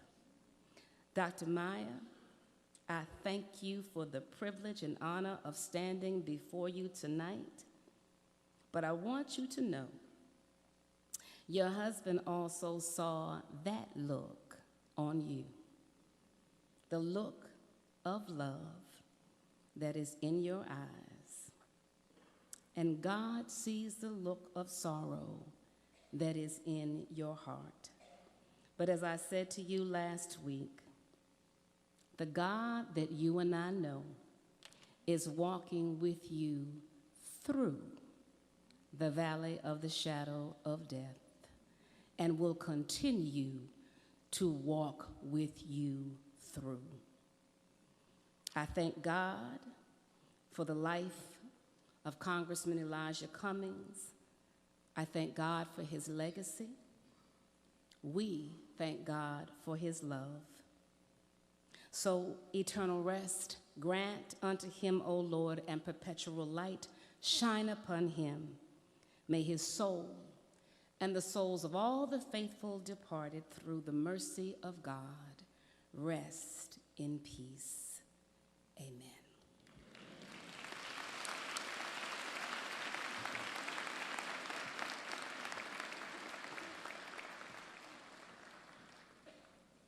Thank you. Our next speaker is Reverend Dr. Sheridan Todd Urey. He is the senior pastor of Douglas Memorial Community Church in Baltimore and the chair of the Baltimore Community Relations Commission. He's also an adjunct professor in the College of Public Affairs at the University of Baltimore. And like many of us, he knew Elijah as a genuine friend and as a fierce protector of the rights of everybody. Thank you for being with us.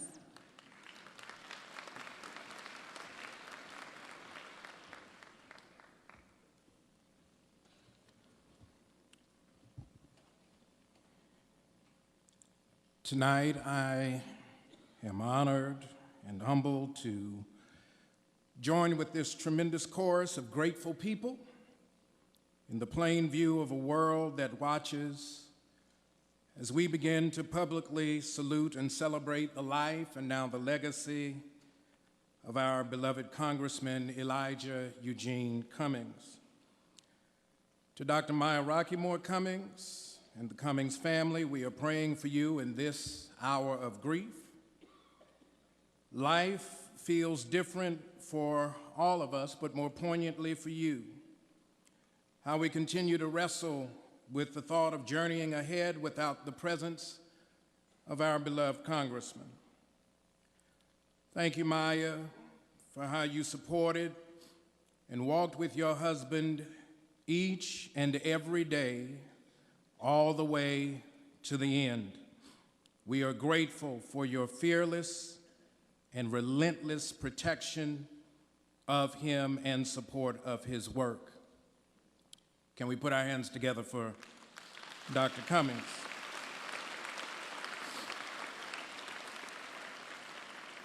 There have been countless tributes to Congressman Cummings on television, in print, on social media, all of them speaking to the compassionate giant of a man whom we now mourn. We mourn not simply because of the bigness of his belief that we could be the community and nation we most needed to be, but also because he was touchable. Elijah Cummings kept his feet on the ground, his heart open to people, and his hope focused on goals that for some would be impossible. When he would speak, often in the middle of a sentence, his testimony would grip him. He would think about how good God had been to him, and he would speak more like a frustrated prophet forced to do his work in a strange arena, the arena of politics. More preacher and prophet than politician and pundit, Elijah Cummings violated the rules of the politics of ambition and put the righteousness of concern for all people on full display. He had adversaries, but never enemies. He saw possibility in everybody. In the fall semester of 2017, I was teaching a course on American government at the University of Baltimore, and wanted my students to have an opportunity to speak to someone who knew what government could be and what government ought do. On one December afternoon, just a few months after a lengthy hospital stay, Congressman Cummings came to my class and to speak to them in open assembly. I had secured the only opening on his calendar, and on that day there was an unusually bitter chill in the December air. However, in that venue, a university lecture hall, you felt the warmth of Elijah Cummings' genuineness and his love for public service. It was classic Elijah Cummings. He was passionate, he was profound, and he was personal. He stood so long until I began to be concerned that he was doing too much, but he never stopped standing until the time had come to end class. That was who he was. Elijah Cummings came because it was important to him and the students. When I asked after his lecture if I should have the car brought around for him after the presentation, he simply said, "My doctor says I need to get my steps in." Here was one who, in getting his steps in, challenged the system and confronted the status quo of our politics, believing that in his oft-heard exhortation, we are better than this. We are better than what we have seen in recent months. So tonight, I quote another named Elijah. It was his middle name, but he too was a motivator of those who would be called upon to lead. You see, Benjamin Elijah Mays was also the son of South Carolina sharecroppers who had to overcome the burden of low expectations imposed upon him. Congressman Cummings actually quoted Benjamin Mays, that's the minute poem, when he first went to Congress, as he reminded us about the reality of time and that none of us has time to waste. Dr. Mays said, "It must be borne in mind that the tragedy of life does not lie in not reaching your goal. The tragedy lies in having no goal to reach. It isn't a calamity to die with dreams unfulfilled, but it is a calamity not to dream. It is not a disaster to be unable to capture your ideal, but it is a disaster to have no ideal to capture. It is not a disgrace not to reach the stars, but it is a disgrace to have no stars to reach for. Not failure, but low aim is sin." Our Elijah walked humbly, carefully, thoughtfully, and sincerely. And though he has been taken away, we are left to keep walking, keep working, keep trying to make our city, our nation, and the world a better place, because failure is not our problem. Low aim and low expectations are our problem. If I could channel what I might hear from him now, I can hear the congressman say, "Yeri, set lofty goals and work hard to achieve them. Dream big dreams and work hard to fulfill them. Stare failure in the eye and don't you dare blink, because you must look through the cynicism and low expectations of our current situation and see a world as it can be and not make excuses for the world to remain as it is. We are better than this."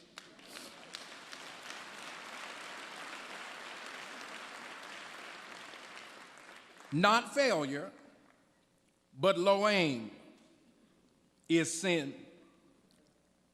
To the beautiful people of Baltimore City, to the wonderful mosaic that makes up the United States of America, and to all of the global citizens who now mourn with us in the transition of our beloved Congressman, we too need to get our steps in. We've got more walking to do. I hope you have your step counter on your wrist and in your heart.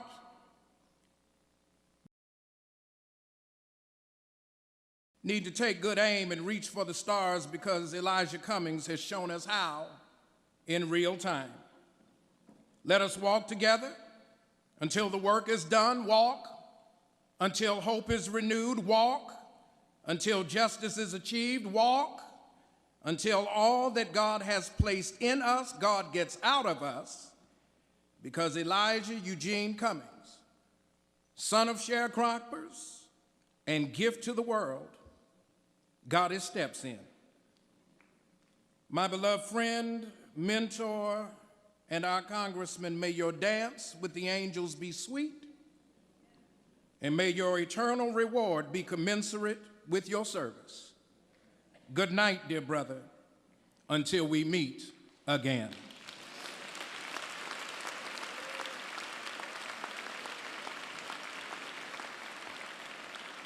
So we have two more speakers, and then we have the Morgan State Choir singing, and then we have a few more to go. I'm in the very unenviable spot of asking future speakers to please be very mindful of time. And with that, I'm going to introduce Mark Terrell, who is the president of the Associated Jewish Community Federation of Baltimore. He has been in that role since 2003. He is one of only 6 people serving in that position in the 100-year history of the organization.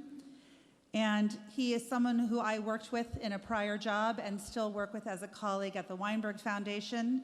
I'm very grateful that he is here representing the Jewish community. Mark Terrell.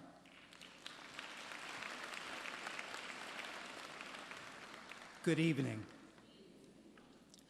I feel the presence of God in this room.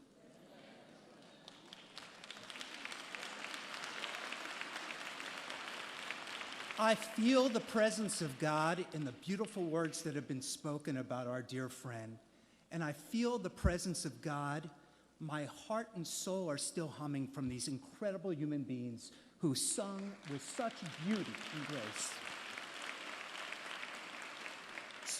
To Maya and to the family, my heartfelt condolences. The Jewish community this evening and every day joins with people of goodwill and faith-based communities in and in mourning the loss of our dear friend Elijah Cummings, and in celebrating the lessons that he taught us. A tzaddik, an ancient Hebrew label that is granted and bestowed upon those who are righteous, a person who stands for inclusion, a person who approaches all endeavors with empathy and with compassion, a person who selflessly determines to serve.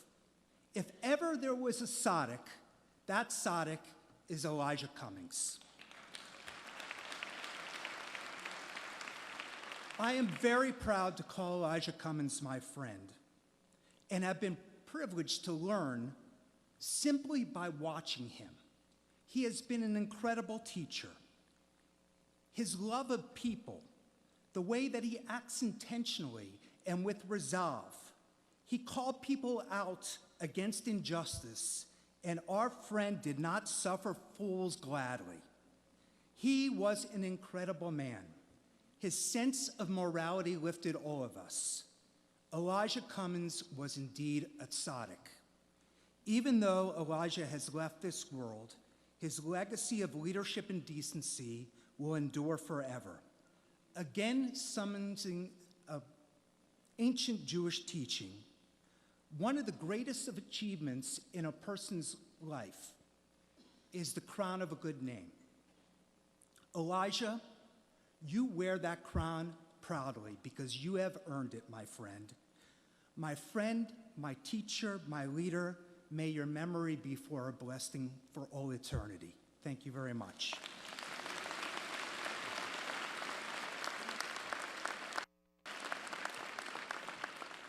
We have a second guest to speak who has Zoomed here from Washington, Congressman John Sarbanes. Representing the 3rd District of Maryland, he sat with Congressman Cummings over the past 12 years on the Oversight Committee.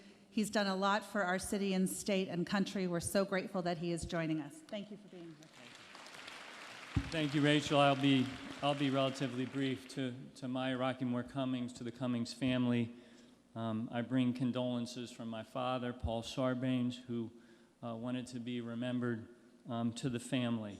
I did have the privilege, and I view it as a privilege of a lifetime, to have sat just a few feet away from Elijah Cummings for the last 12 years, the last 12 years of his journey on this earth.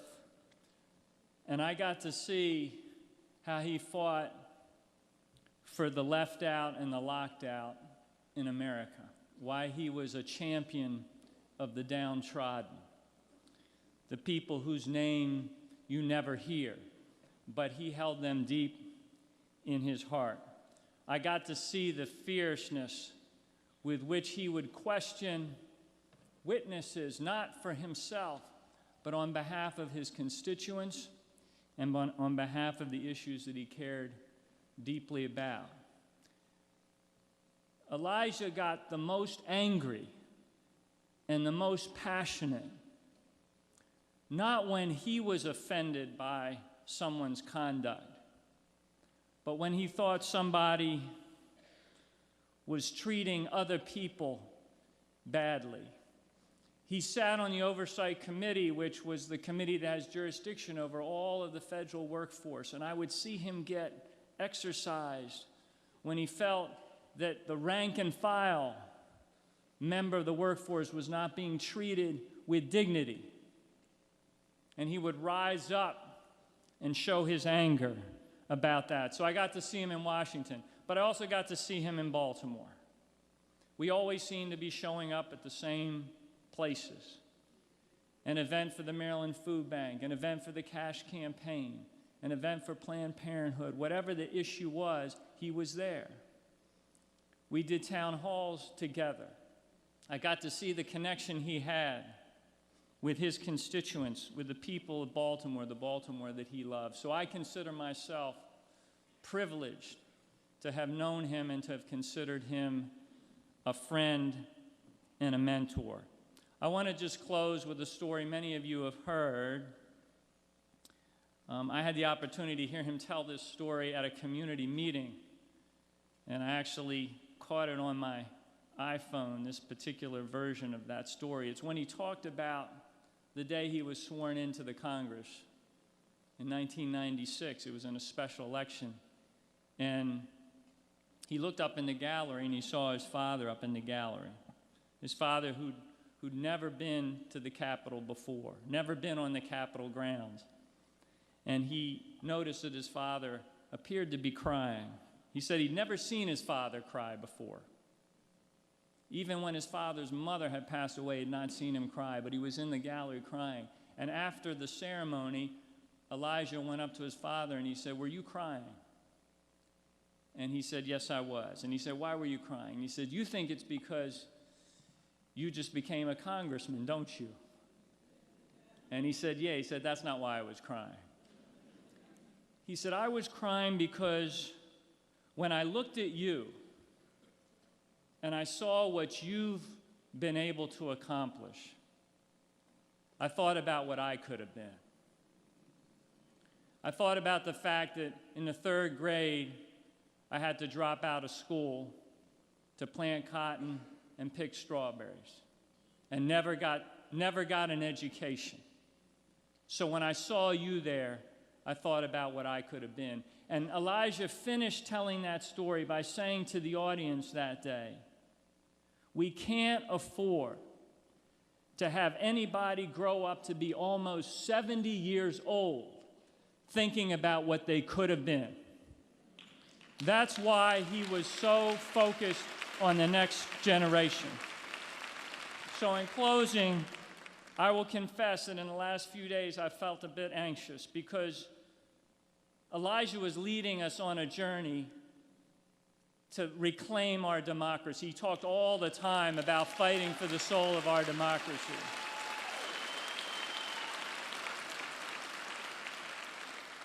And I felt some anxiety because I was wondering whether we could get there without him, whether we could finish that fight without him.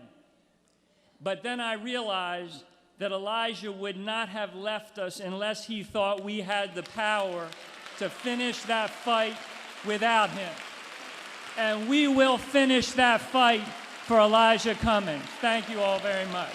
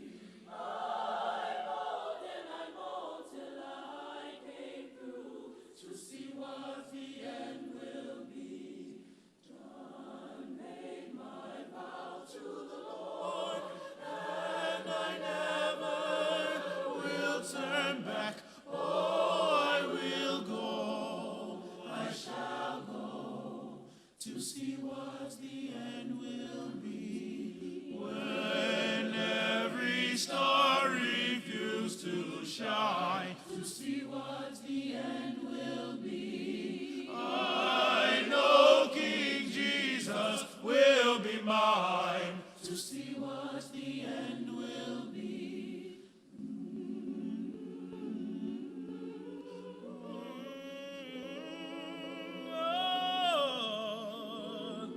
I'll never turn back. I will go, I shall go. Yeah, Lord, oh my Lord. Yeah,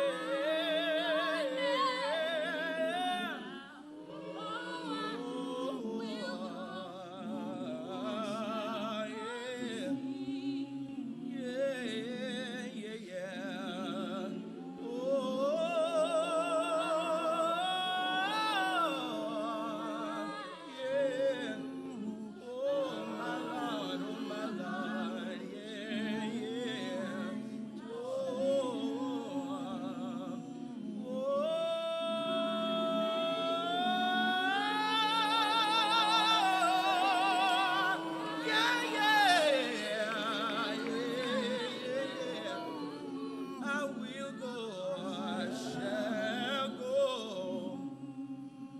Yeah, Lord, oh Lord. Done made my vow to the Lord. Done made my vow to the Lord. Done made my vow to the Lord, to see what the end will be. Done made my vow to the Lord. Done made my vow to the Lord. Done made my vow to the Lord, to see what the end will, see what the end will be. Done made my vow to the Lord. Done made my vow to the Lord. Done made my vow to the Lord, to see what the end will, see what the end will be. Done made my vow to the Lord. Done made my vow to the Lord. Done made my vow to the Lord, to see what the end will, see what the end will be. Done made my vow to the Lord. Done made my vow to the Lord. Done made my vow to the Lord, to see what the end will, see what the end will be. To see what the end will be. To see what the end will be.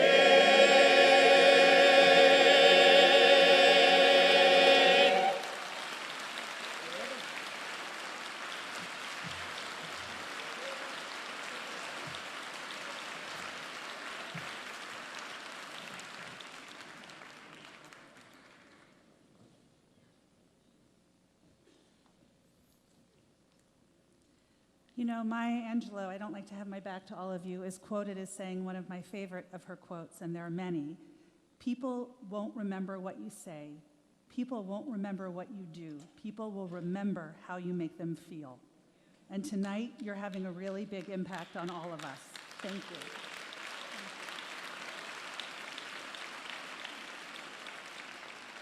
I'm introducing Ron Daniels, and if you have the order in front of you, if you're a speaker, I want to let you know Albert Reese will be going after, and then Michelle Waxman Johnson.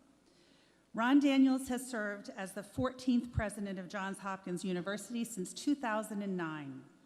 He is a champion of reducing barriers to participation in higher education by students from diverse and lower socioeconomic backgrounds.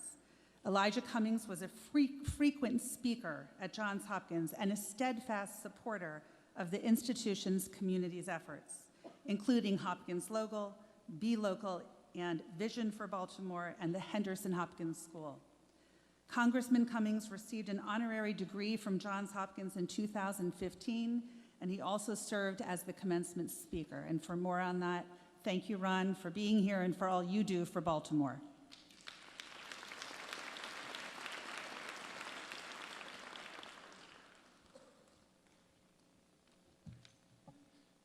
Good evening, and thank you for the privilege of joining so many esteemed colleagues and so many inspiring voices in grief and in celebration of the life and legacy of one of the greatest men many of us will ever know. For so many reasons, it is fitting that we are here tonight at Morgan State. Elijah deeply loved this university. He believed in its mission, he admired and adored its students, and he was wholly devoted to its leadership, and particularly the leadership of its current president, my friend, Dr. David Wilson. Now, Elijah was devoted to Hopkins too, and when he was with us, he made us feel, as he made everyone feel, beloved and special. But I'm not so naive as to believe that we were his favorite university in Baltimore. After all, there is only one Morgan choir.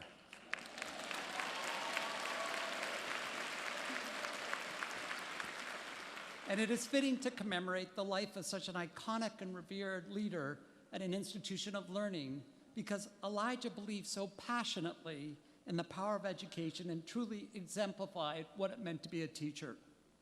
He was a thinker with an incisive intellect who studied the world around him, probing deeply into the most difficult issues we faced, and he urged others to do the same. He listened carefully to those whose voices were not the loudest, but in the end, the most in need of being heard. And in ways both unconscious and deliberate, he imparted knowledge and wisdom, implored us to embrace the complexity of our democracy, and charged us with living up to our highest aspirations as humans and as society. Each and every day of his life, Elijah taught us these lessons in words and, more importantly, in his actions. He preached bravery, and he lived it, refusing to be cowed by anyone, anywhere, whether violent segregationists or elected officials flouting the rule of law. He extolled bipartisanship, and he did the hard work of listening to his colleagues across the aisle, not simply to marshal the arguments against the other side, but to find common ground and forge solutions to problems that others saw as intractable. He exhorted us never to settle or to look away in the face of injustice or inhumanity, and he never did. He was ever present, bore witness, and always extended a hand. And like all truly great leaders, he could reach everybody, from presidents to principals to preschoolers. And he never hesitated to call anyone out on the carpet when he needed to, even in front of the whole class, including me as one of his most avid students. Time and time again, with unbounded moral clarity, he held up a mirror to our failings as individuals and as institutions, as both a critic and a sincere champion. He saw in us our potential to imagine and to do better, and he rightfully brooked no complacency. As Elijah famously said, it is all about expectations. And in 2015, when he addressed the Johns Hopkins graduating class, whose ranks he joined upon receiving our university's highest recognition, our honorary degree, he set lofty expectations. You are the messengers to the future, he said. You must be the agents of change. Only you can guide us the rest of the way. Elijah will live on in the expectations he set and the lessons that each of us learned at his side.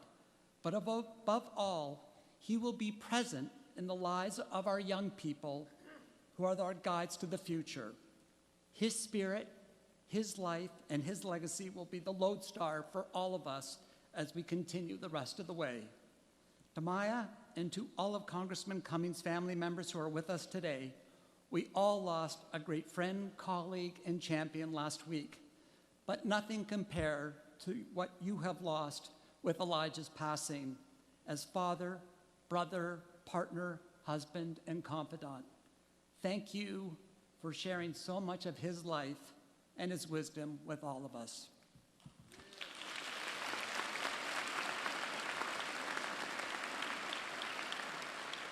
Thank you, President Daniels. I'd now like to introduce Dr. Albert Reese, the University of Maryland's Executive Vice President for Medical Affairs and Dean of the University of Maryland School of Medicine. Reese is a sought-after visiting professor, both nationally and internationally, and he recently shared the following quote: "We have lost one of our dearest friends and most passionate advocates. He cared gently and fought tirelessly." Thank you for being with us.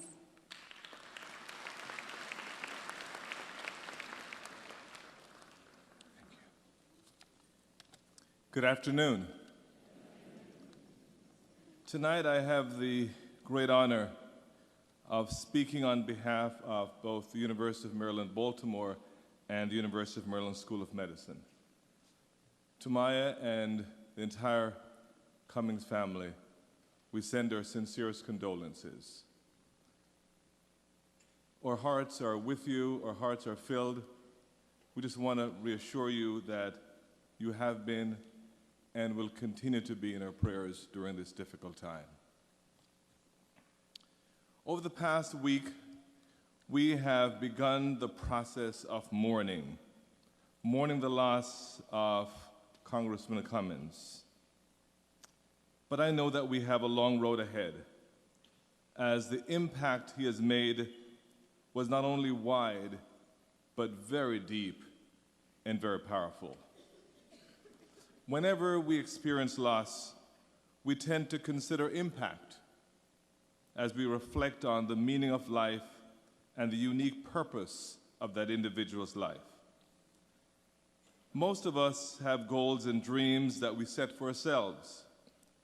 However, Congressman Cummings has goals and dreams that were collective goals and dreams to the benefit of all of us, but not for himself directly. At the University of Maryland School of Medicine, our ultimate institutional mission is to improve the health and well-being of the citizens of Maryland and beyond.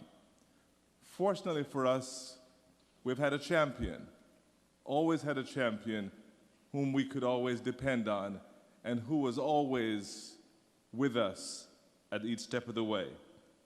Congressman Cummings had similar goals and similar dreams, which he executed with great passion, as we all know. He shared a profound commitment to improving the lives of people of Maryland, and in particular, the citizens of Baltimore. He passionately advocated for the city's youth and the disadvantaged. But words were never enough for Congressman Cummings. His mantra was, and I quote, "Don't talk about what you can't do. Do what you can do," unquote. Congressman Cummings maintained the same quest for truth in government, politics, and equal opportunity as we do for truth in science and health equity.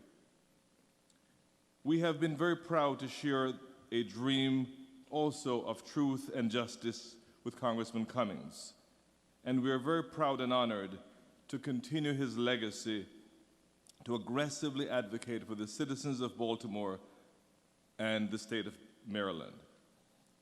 None of us choose how or when we come into this world, and we have no say when we leave this world. However, we do have control over what we do while we're here. Congressman Cummings is a wonderful example of making the most of the time we have on earth, and that is being a beacon of hope for others. That he did admirably. We will forever remember and greatly value the life and achievements of Congressman Cummings, which have truly changed our world. As I reflect on his life, his legacy, I believe his life is the embodiment of one of my favorite poems. And that poem is by Henry Wadsworth Longfellow, called the Psalm of Life. And I'll read only a quote that I think beautifully reflects the life of Congressman Cummings. That excerpt states as follows, and I quote, "The lives of great men all remind us we can make our lives sublime, and departing, leave behind us footprints on the sands of time. Let us then be up and doing with a heart for any fate, still achieving, still pursuing, learn to labor and to wait." Goodbye, my friend. Thank you for all you've done.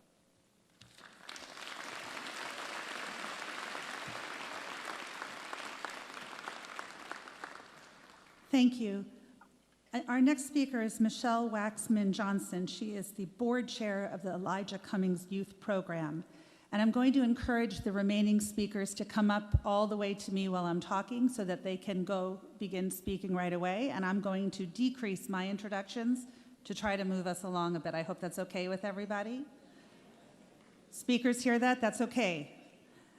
So Michelle Waxman, come on over all the way. I'm not going to say everything. She also is the vice president at Central Scholarship.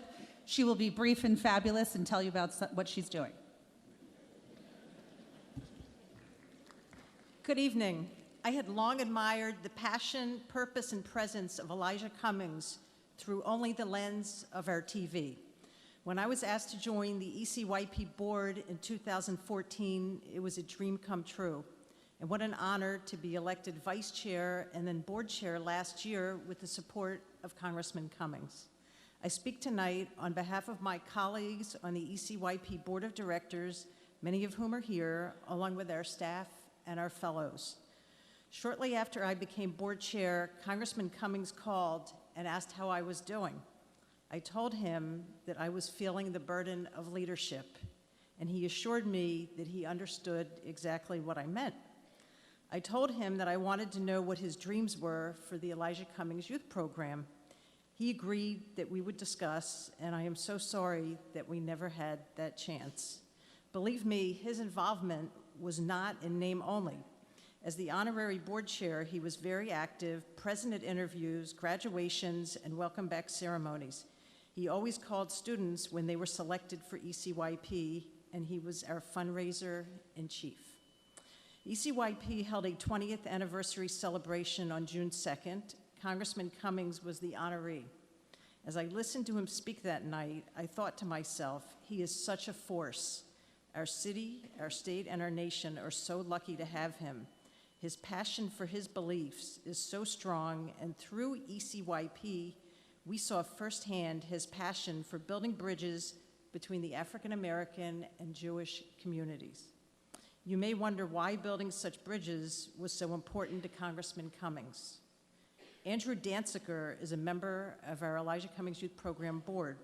When we interviewed Andrew and asked why he wanted to serve, he shared a story that we did not know. His grandfather, Albert Friedman, a Jewish pharmacist in Baltimore, hired Elijah Cummings as a teenager to work with him in his pharmacy. Doc Friedman took young Elijah under his wing and became his mentor. He was kind to him and taught him all about running a pharmacy, but he also taught him about life. When Elijah was a senior in high school, Doc Friedman secretly filled out a college application for him for Howard University, and he paid his application fee. And once Elijah was attending Howard, he would get an envelope each month with money to help with his living expenses. He had hoped that young Elijah would follow in his footsteps as a pharmacist, but thank goodness for our nation, that did not happen. Congressman Cummings often spoke of the day when he called Doc Friedman to tell him that he did not want to be a pharmacist. He wanted to be a lawyer and fight for social justice.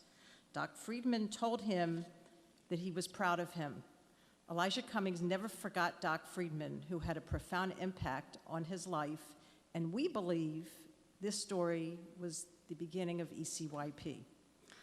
I just want to tell you a little bit about some of our ECYP fellows and our 200+ alumni. I was in Penn Station several years ago, chaperoning a field trip to the Congressional Black Caucus. While waiting for the train, I chatted with fellows who mentioned that they had never been on a train before. Some told me they had never been outside of Baltimore. Several months later, they were to board an airplane for Israel. Through Elijah Cummings, ECYP has opened the eyes and minds of young people from the 7th Congressional District for 21 years. At our annual ECYP graduation, Congressman Cummings always asked fellows to announce where they are headed to college. His delight with their plans was always apparent to all of us. He was most thrilled, of course, when students shared that they had chosen Howard or Morgan. On weekend mornings, I love tuning into CNN to watch Victor Blackwell, a member of our first ECYP cohort in 1998. And I'm thrilled that our vice chair, Sam Scott, who is here tonight, is next in line to be our first alumni to serve as board chair following the conclusion of my term. We have so many great stories, and we are so proud of all of our fellows and our alumni. Last month, we kicked off a planning process to look at the future of ECYP. Little did we know that our honorary chair, Elijah Cummings, would not be at the table with us, though I know that he will be there with us in spirit. We learned on Monday that the Harry and Jeanette Weinberg Foundation, thank you, Rachel, has made an extraordinary 3-year commitment to ECYP. We thank Rachel and the Weinberg Foundation board and staff for your strong support.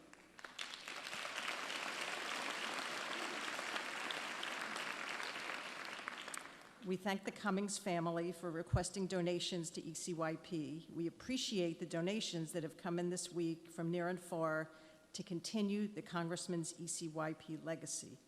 To my friend Maya, and to all the family, and to the office family, on behalf of the ECYP Board of Directors, our staff, and our fellows, we pledge to do all we can to honor the memory of and continue the work begun by the Congressman through ECYP.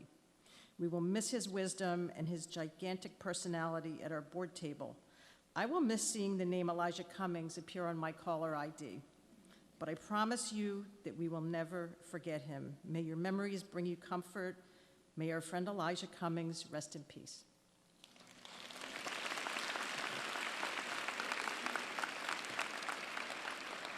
Thank you. Our next speaker is Dr. Chris Ford. He was named director of the Baltimore School for the Arts in 2011. He's been there since 1981 when he got a job there first as a saxophone teacher. This past March, Elijah Cummings chaired the Baltimore School of the Arts Signature Gala, Expressions. At that event, Elijah received an impromptu standing ovation as he entered the gala and delivered very powerful remarks. Dr. Ford. Thank you. Honored guests, friends, and family of Congressman Cummings. I'm pleased to speak a bit about the Congressman and his relationship with the children of the Baltimore School for the Arts. You've heard about his dedication to providing opportunities for young people. That is widely known and celebrated. Like every natural-born teacher, he saw the very best in every young person, the potential behind every smile. And he knew that it took work and resources and a supportive community to unveil the individual future of each person. He also felt the pain personally when a young person did not have that happy circumstance. Again, the instincts of a natural-born teacher. I know this last fact from personal experience with the Congressman. Several years ago, a student that the Congressman had come to know made the decision to forego a college opportunity. Elijah wanted to know why, and he wanted to know what the school had done about the situation. I thought we'd done all that we could for this young person. He was very direct with me, and the answers I had, they might have satisfied me. They did not satisfy him.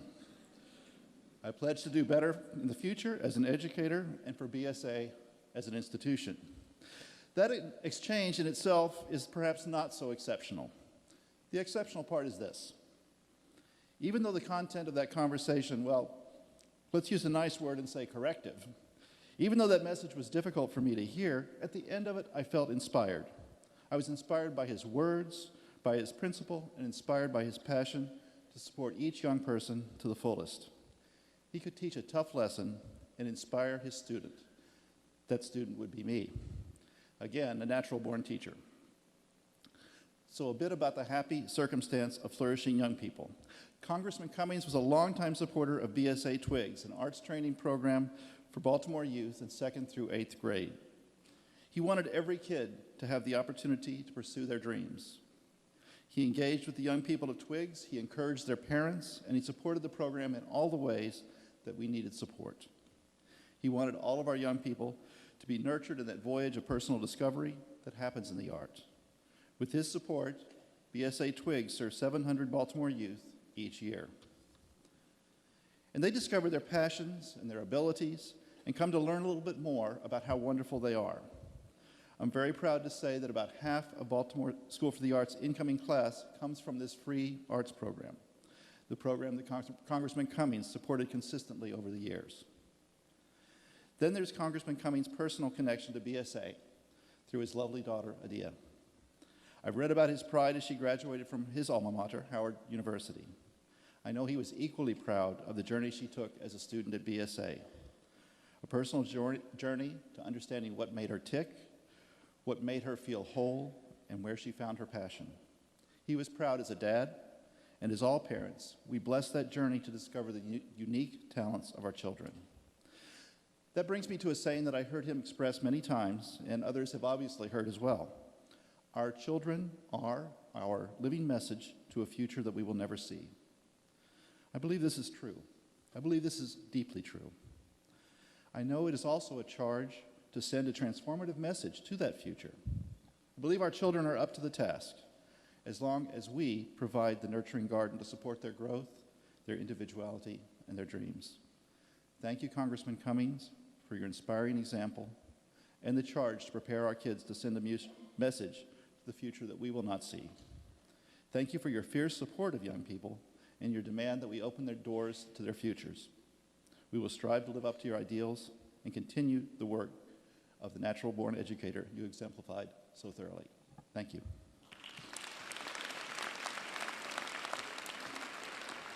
Thank you. Our next speaker is Diane Bell McCoy. I asked Diane if she wanted me to say anything in particular for her introduction. Listen to this. This is what she wrote me. Thanks, Rachel. Here's my intro. A Black woman who believes deeply in Baltimore, a wife, a mother, a grandmother, a great-grandmother, and a child of my ancestors. Diane, I want to thank you for your friendship and for working tirelessly for Baltimore, and I truly believe your ancestors are holding you in your heart.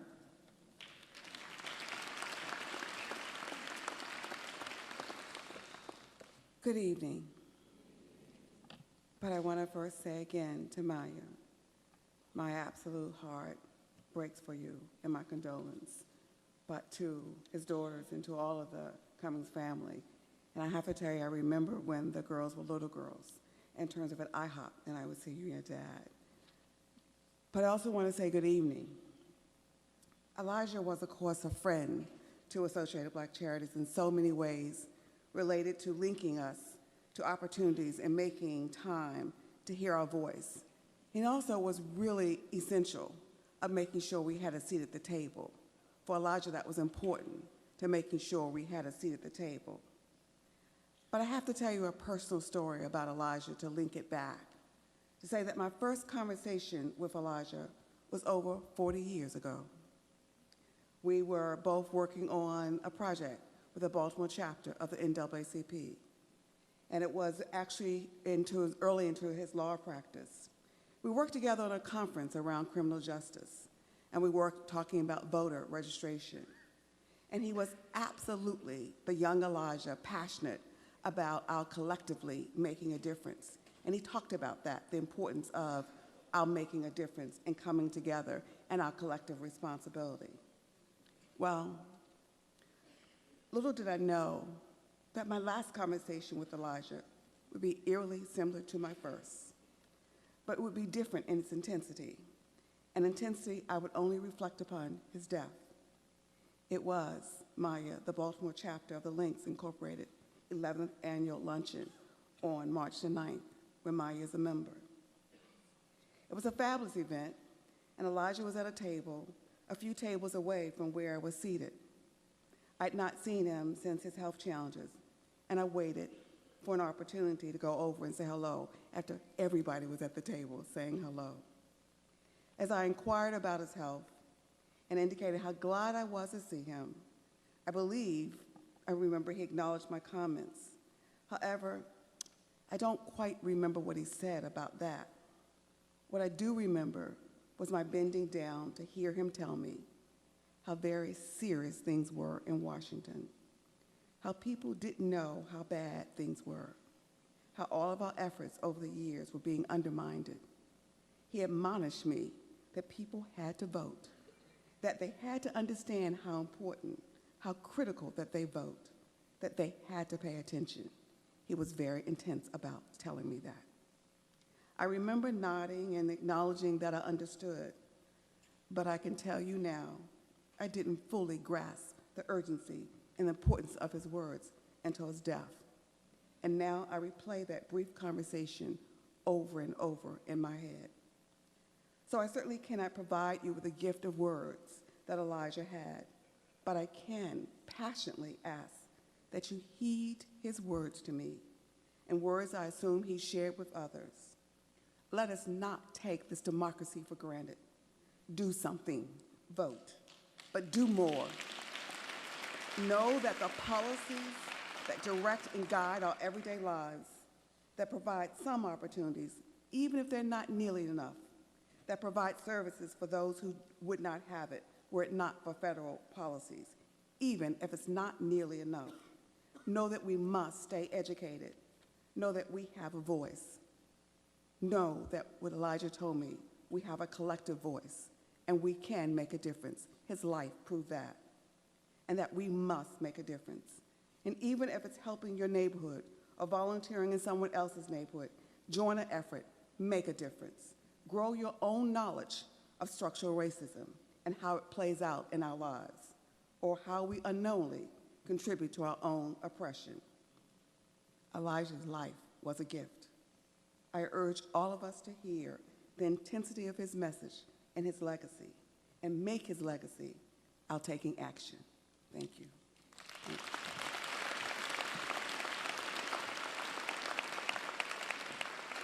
Thank you, Diane. Our next speaker is Kobe Little, Baltimore City NAACP President. Kobe was elected president of the Baltimore City NAACP in October 2018. He began his career as an organizer in Washington, D.C., and has managed dozens of political and grassroots campaigns across the country. We thank you very much for being with us this evening.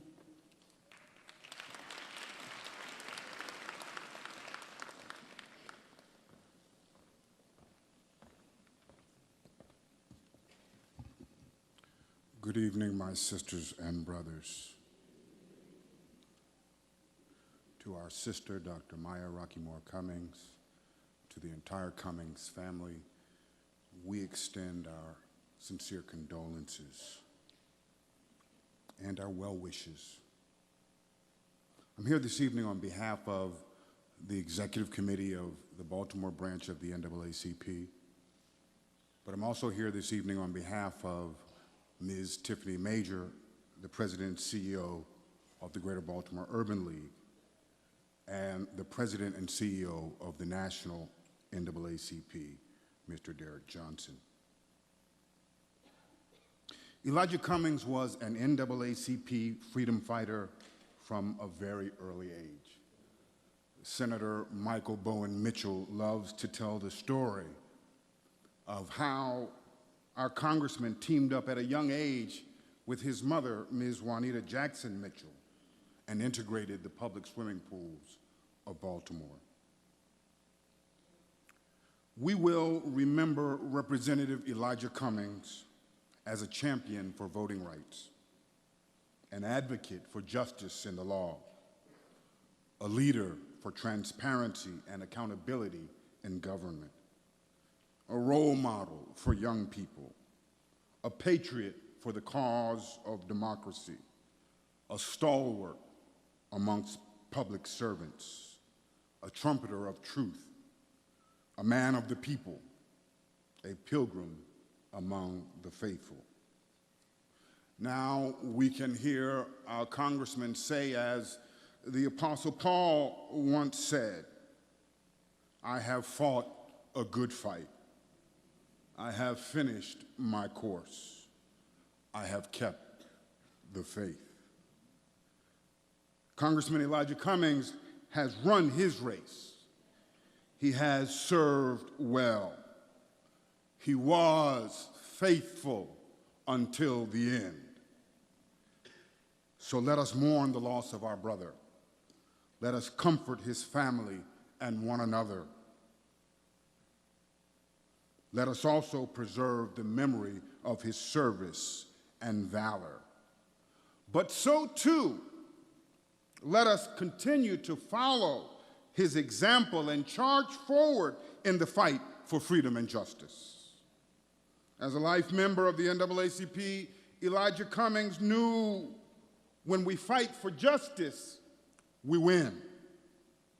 So let us say farewell to our brother, Elijah Cummings, and let us say hello to the fight for justice and democracy. Let us pick up the banner and fight the good fight for the education of our children. Let us fight the good fight against autocracy and corruption in high places. Let us fight the good fight for equity and sustainable development. Let us fight the good fight against homelessness and marginalization of God's children. Let us fight the good fight for justice and democracy. So, Baltimore, Maryland, and America, let us pick up the banner and build peace and build the beloved community. This evening, our President and CEO and our Chairman of the Board, Mr. Leon Russell, offer these words of comfort to the family of Congressman Elijah Cummings.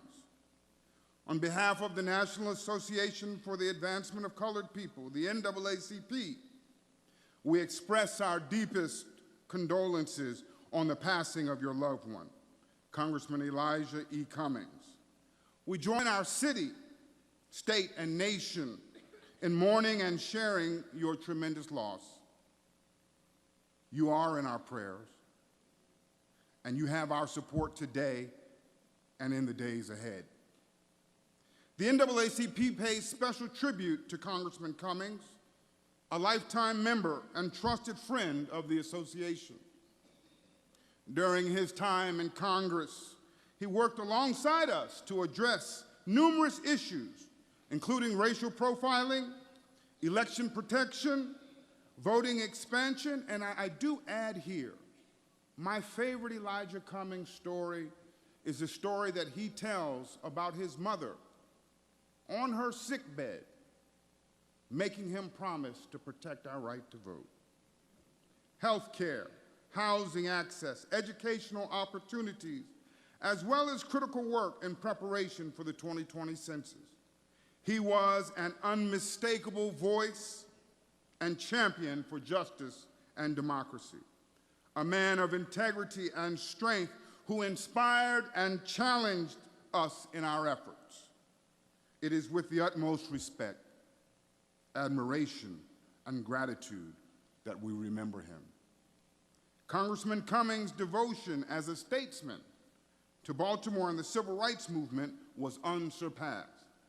He dedicated his life to combating oppression in all of its forms and holding oppressors accountable. And he prevailed in the face of adversity against all odds. The NAACP will honor the legacy and the name of Congressman Cummings as we follow his example in lifting up those issues most important to the survival and progression of our communities, demanding social justice and equal opportunity for all Americans. Isaiah 51:12 reads, I, even I, am he who comforts you. We are trusting that you have seen the faithfulness of God, the God of all comfort, and will continue to abide in his peace as you endure your great loss. With heartfelt sympathy, Leon Russell, Chairman, National Board of Directors, Derek Johnson, President and CEO. Godspeed.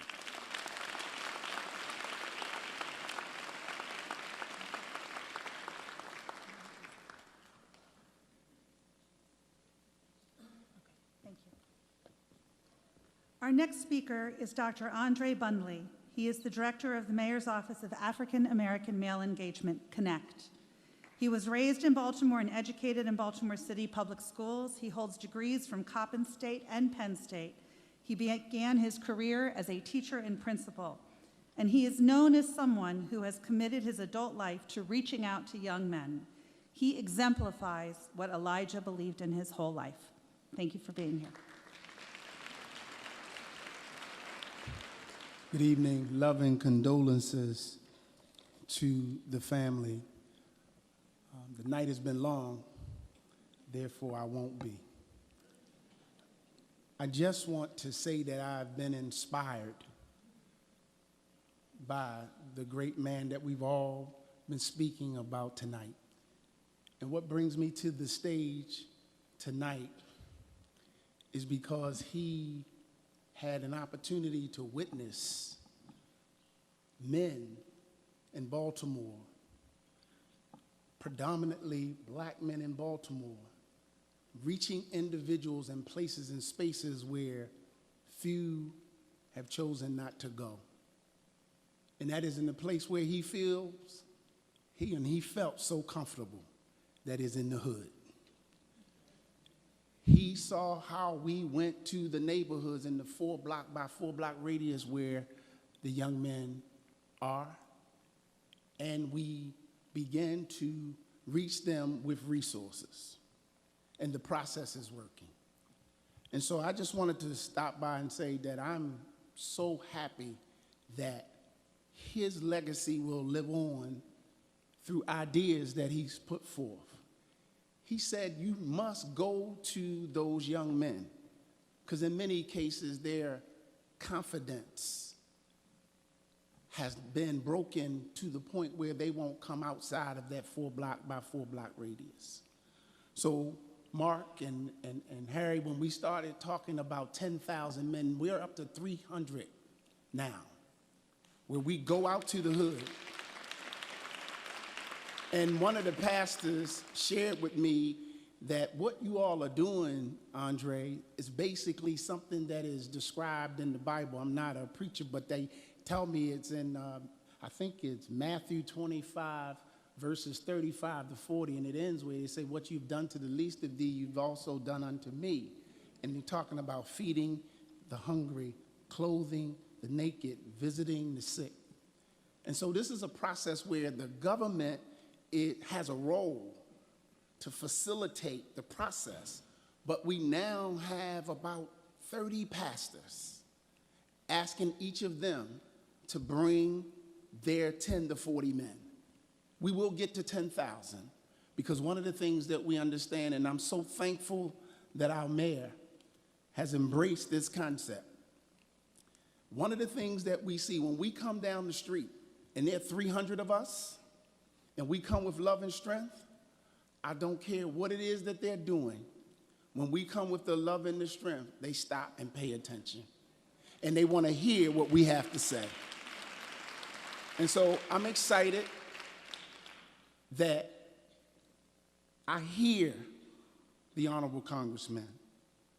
I hear him saying, come on now. I hear him saying, we're better than that. And so that's what we're saying to our young men on the corners. Come on now. You're better than that.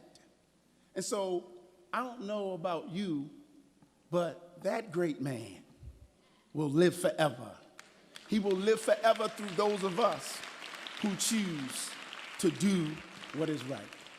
And so I just want to thank all of you for just paying homage to a man who deserves it. It's easy to resoundingly hear from somebody who has said something. And I'm thankful that that man has spoken to us, and he continues to speak to us. And I appreciate all of you showing him great love tonight. And I want to thank our staff who are out, and many of them are here tonight. Let's continue to work, because we can get Baltimore done in a way that we need to get it done. But we got to go where the people are. Thank you.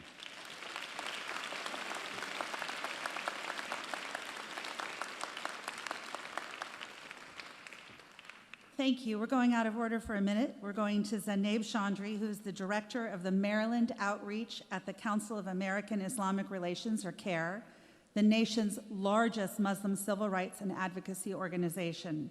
She has a very impressive background and professional experience, and she's won many awards locally and nationally, and I'm not taking the time. She's coming to speak.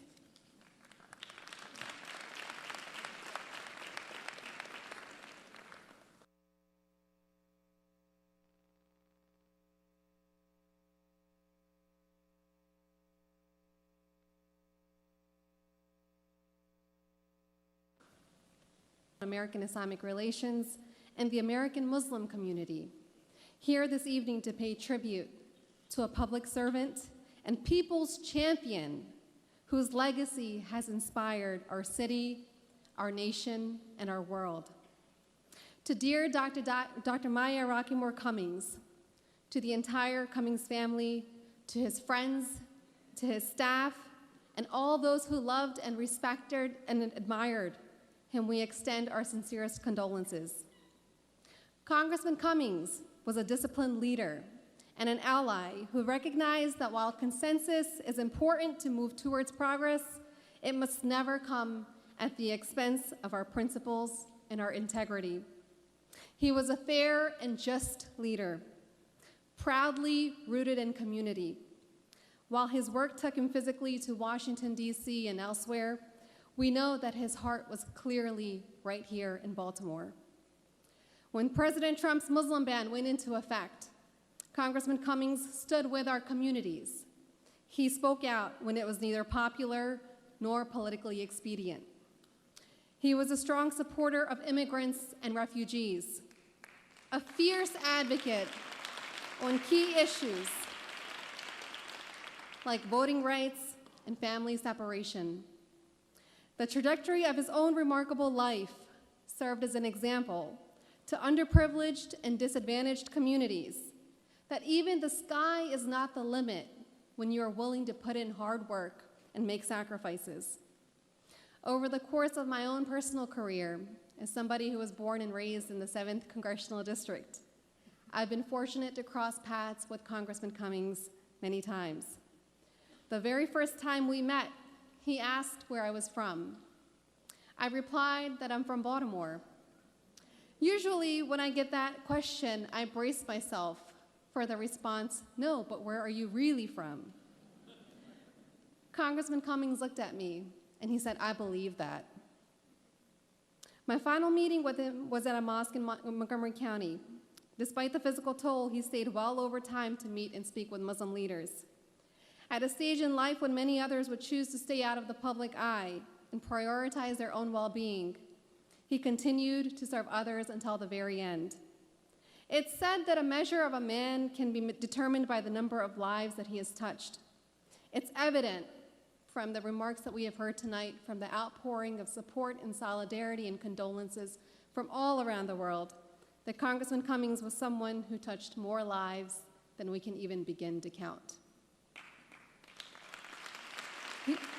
He was a voice for truth and moral clarity, whose strength and conviction will continue to be a beacon of light for so many in these dark times. Because of his tireless advocacy and service, the arc of the moral universe bends more towards justice tonight. We can be assured that he is now dancing with angels, knowing that he did everything he possibly could to keep our democracy intact. The poet Ralph Waldo Emerson said, "To know that even one life has breathed easier because you have lived, that is to have succeeded." Brothers and sisters, our congressman lived a very successful life. May he rest in the shade of God's mercy. His success is evident by the legacy that he leaves behind. Inna lillahi wa inna ilaihi rajiun, to God we belong, and to him is our return.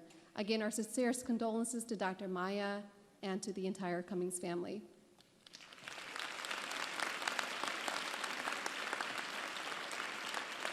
Thank you. Our next speaker is Edna Manslake, if you'll please come forward. The Fayette Street Outreach Organization was founded in 1994 by a group of residents who were fed up with the problems that plagued Southwest Baltimore and their neighborhood, and they pledged through a mission to build a better, safer, healthier community for the residents. This past April, Fayette Street Outreach opened a much-needed community center in West Baltimore, a project that Elijah was very supportive of and helped find funding for. Thank you for being with us.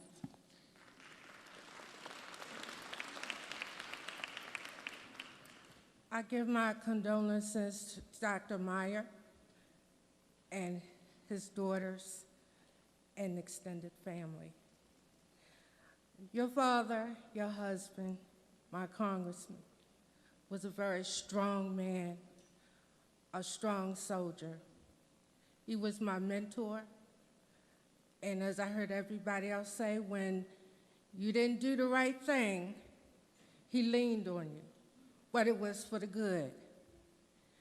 He looked at the area where I was living and asked me to organize because we weren't getting any type of funding whatsoever.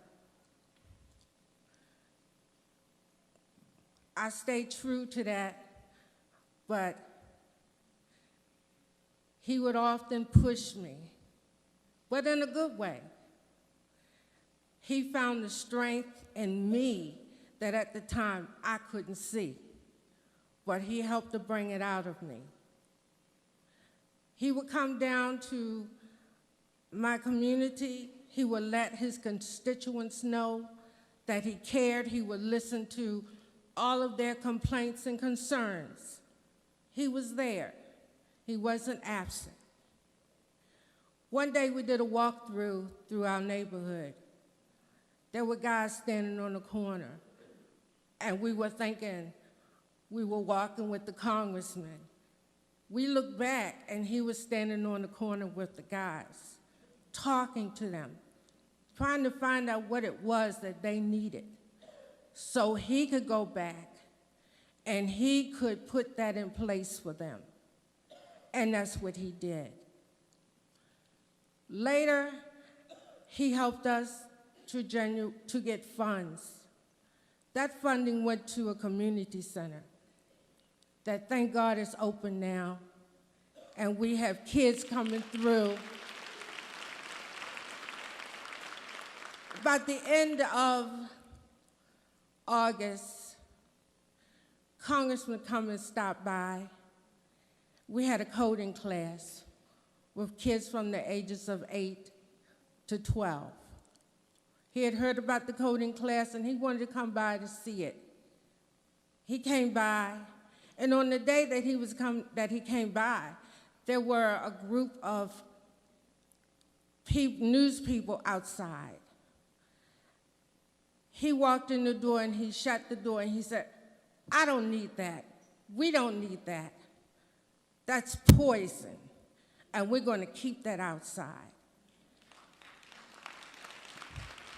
And when he walked into that center and he saw the kids at the computer, and he wanted to know, what are they doing? And one little guy said, "We're coding." He says, "What is coding? Can you show me?" And he sat on his little walker, and he sat there, and he watched the kids, and he listened to them. And that one kid showed him what he was doing. He was fascinated. He said, "I'm only going to be here for a little while." But that little while stayed for about over an hour. And he was excited, and he was pleased. And when he left, he said to me, "Edna, keep the good work going. You're doing an excellent job." That was my friend, my mentor, and yes, I am going to miss him, but let me tell you, family, that little center that we have right now, please come by and see it, because this is the center that your father helped to build. He is my mentor, my friend, and most of all, my hero. Thank you.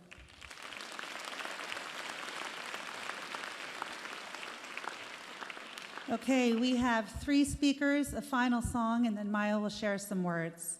So our next speaker is Dr. David Wilson. He is the 10th president of Morgan State University.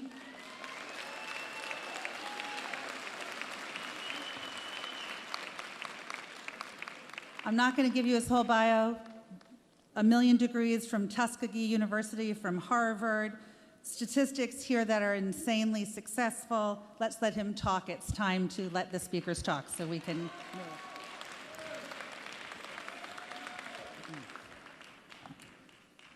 Good evening.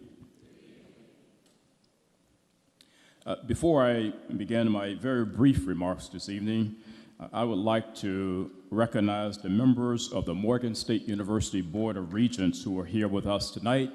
Several of them had to leave, but the ones who are here, can you please stand so we can officially recognize you? First, we have the chair of the Board of Regents, the Honorable Kwaisi Mfume. And Regent Mfume will be speaking at the funeral on Friday. We also have with us General Larry Ellis, who is the vice chair of the board over here. We have Regent Penelope Taylor, who is next to Regent Ellis, Regent Winston Wilkerson, and we have a student who is a member of our Board of Regents, Regent Saffron Stubbs.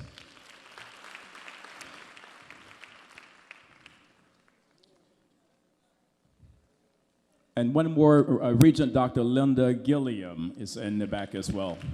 Thank you. Thank you. Congressman Elijah Cummings faithfully served as a member of the Board of Regents here at Morgan for 19 years, and most recently as chair of the Audit and Institutional Assessment Committee.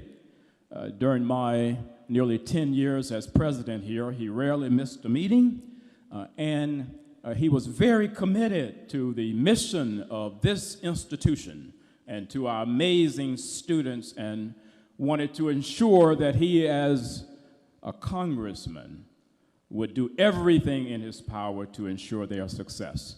Indeed, in the 152-year history of Morgan, Congressman Elijah Cummings is the only person that has delivered the commencement address here 2 times. This is how much we value who he was and what he had to say. Now, unlike some of the other speakers who have come before me, I have only known Congressman Cummings for 9.5 years. And I first met him as I was making my way from Wisconsin to Maryland. And the Board of Regents reached out to me to have a conversation with them about becoming the 10th president of the university. And I entered the boardroom, and there were 15 regents sitting around the table, and they began to pepper me with all kinds of questions. And Congressman Cummings was soaking all of this in. And it was his moment to ask me a question. And this is the question he asked. Dr. Wilson, why do you want this job? He was not so impressed with the academic degrees or with all of the places that I had been before I would raise my hand to Morgan. What he wanted to hear from me, and I did not know it, was what was in my heart. He wanted to hear whether I had a passion for the great opportunity to take young people where they were and move them where they needed to be competitive with anyone, anywhere, on any world stage. And I answered that question by saying that there was an institution much like Morgan that had taken the son of a sharecropper and had given him a chance to go out and experience the world. And as a result of that, it was time for this son of a sharecropper to repay that journey. And when I finished, he said, "You really do get us. I think you'll do well by being president of this great university."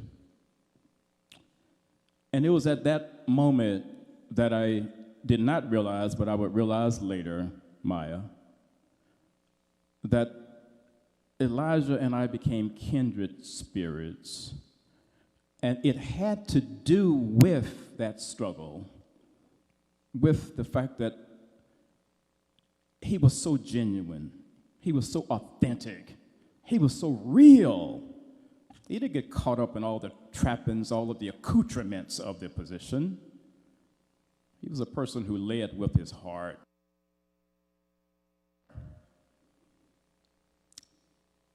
And I connected to him on that level. And then I saw another side of him that also left me in tears. It was 5 years into my presidency here at Morgan when the social unrest began here in Baltimore in April of 2015. And when I stop and reflect upon such a challenging time in our city, a city that I was still settling into and getting to know, I was so deeply moved as I would turn on the television each night and I would see Congressman Cummings in the street fighting every single night.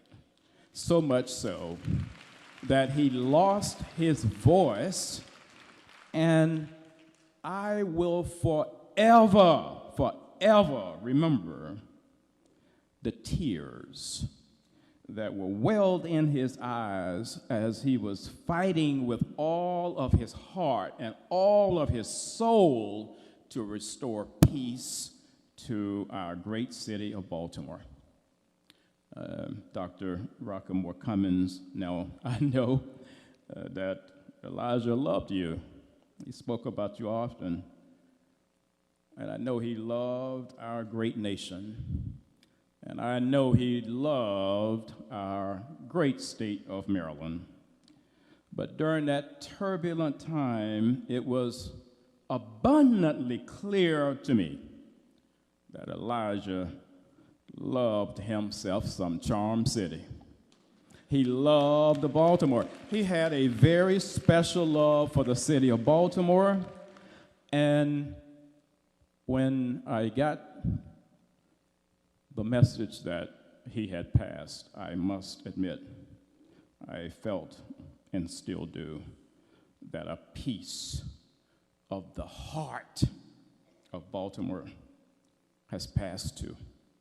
And I was so encouraged with the last speakers because it showed that that heart is still in us. And he is leaving behind all of these possibilities.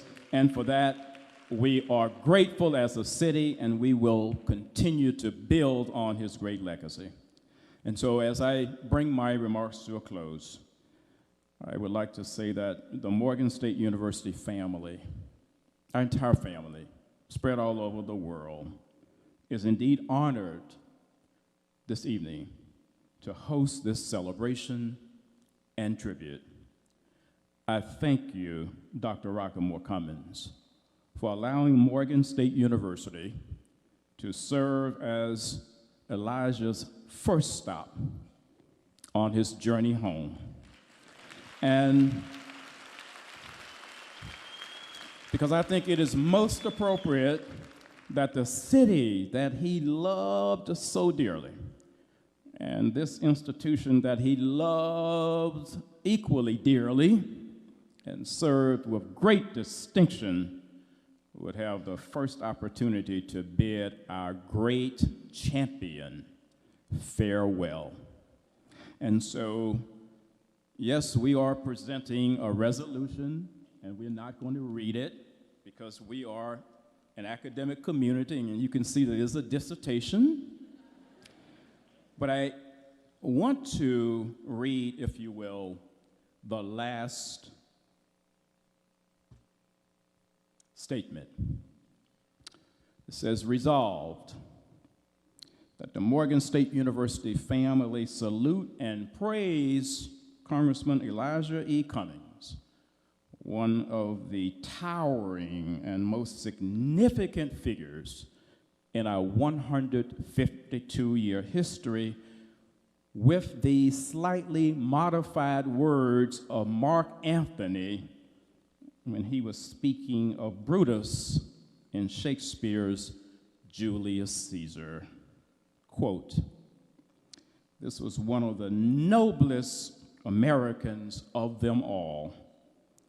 His life was gentle, and the elements so mixed in him that nature might stand up and say to the world, this was a man.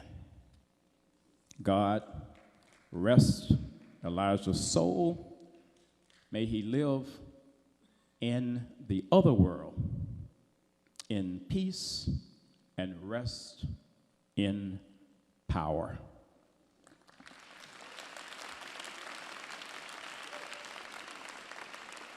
Thank you so much.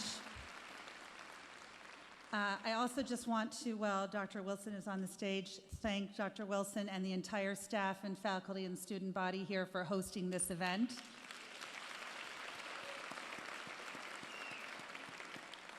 We appreciate it deeply. We have two speakers. Hang in there. Gwendolyn Boyd, Dr. Gwendolyn Boyd. She is extraordinary. Prepare yourselves. Former Alabama State University president, a champion of STEM, the first African-American woman to earn a mechanical engineering degree from Yale, also has degrees from Alabama State and Howard, spent more than 30 years with IBM and Johns Hopkins in applied physics. She is the real deal, and she spoke at the College Bound luncheon this past summer, if you heard her, and told quite an extraordinary story about how she needed to break through walls and barriers and did so powerfully and gracefully.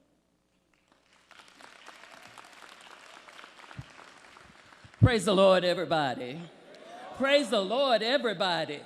This is the day the Lord has given us to celebrate a great man of God, a servant leader, an honorable man who was a fighter until the end. This is the day that we have come to celebrate Elijah Cummings, the one who embodies the Negro spiritual, this little light of mine. I'm going to let it shine. Everywhere I go, I'm going to let it shine because Jesus gave it to me. So I'm going to let it shine.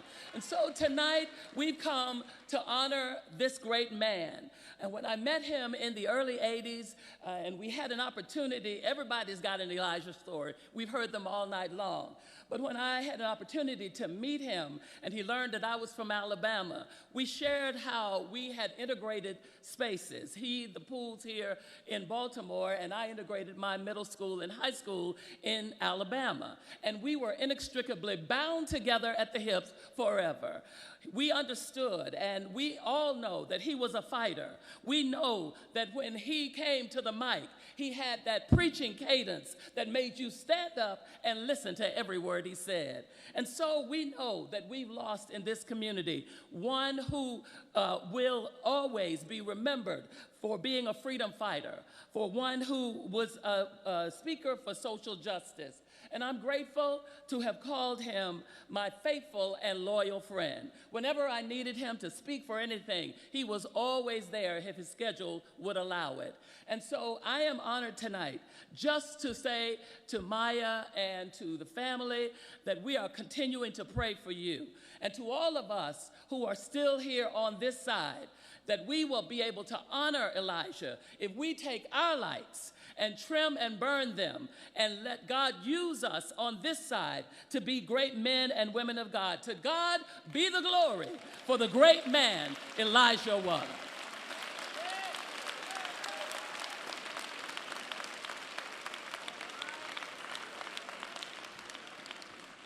That's a good commencement speech, I'm just saying. Our next speaker before Maya is Norris Davis. Norris, please come forward. Norris is a longtime friend and confidant of Elijah's. He served for many years on the congressional staff. He also happened to play a character on The Wire. I imagine you could hold court with us for a long time telling stories Elijah may or may not want us to know. I also want to thank you for your friendship to Elijah, because you were someone he could trust to tell the good and bad and know it was safe. So from all of us, the strength you gave him as a friend, we want to say thank you. Thank you. Good evening to Dr. Maya Rockemore and the Cummings family. I thank you for giving me this brief opportunity. I want to share a story. Elijah and I met him when I was living a very different life. I had been incarcerated and I needed a job. He gave me a job. And not only did he give me a job, he transformed my life. He touched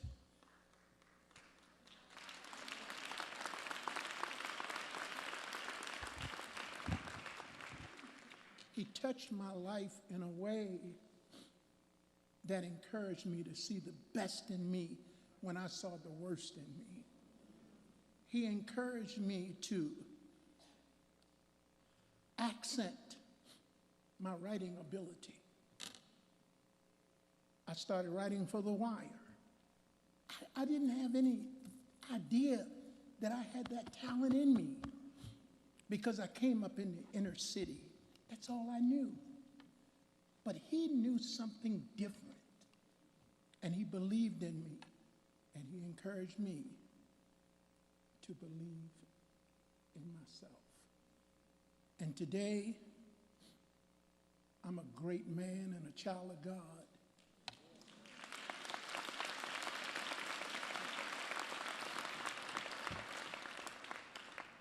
And I'm so sad.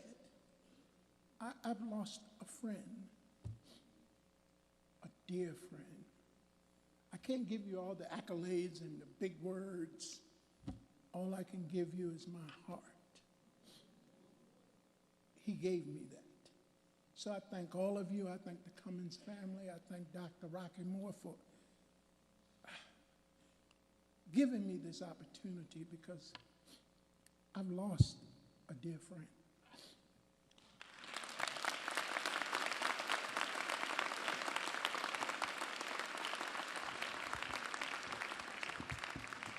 Thank you very much for being with us. So Maya's going to come to the stage. While she's coming, I just want to again thank Morgan State and all the staff. I also would like to give a shout out to my husband and son, Ben, sitting over there very politely. I'd also like to give a shout out to the Weinberg Foundation staff for caring about Elijah and caring about this event. Earlier this summer, I will conclude with this, and I am an epic fail as your MC because we're ending so late. I just didn't feel comfortable having people feel they had to rush when they were saying such great things. When Elijah was in his office this summer, sitting below photographs of Nelson Mandela and Coretta Scott King, he said, "I don't know why I'm here. I don't know how long I'll be here, but I am here, and I'm going to make the best of it." And by George, did he ever. Thank you, Maya.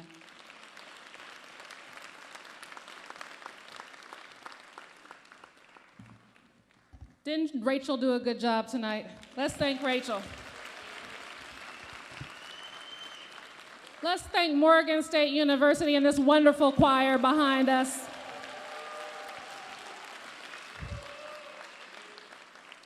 Let's thank God for everyone who showed up today and for who showed Elijah their loves and paid their respects. We certainly appreciate you. On behalf of the family, those family members who are still here, please wave your hand in the front row.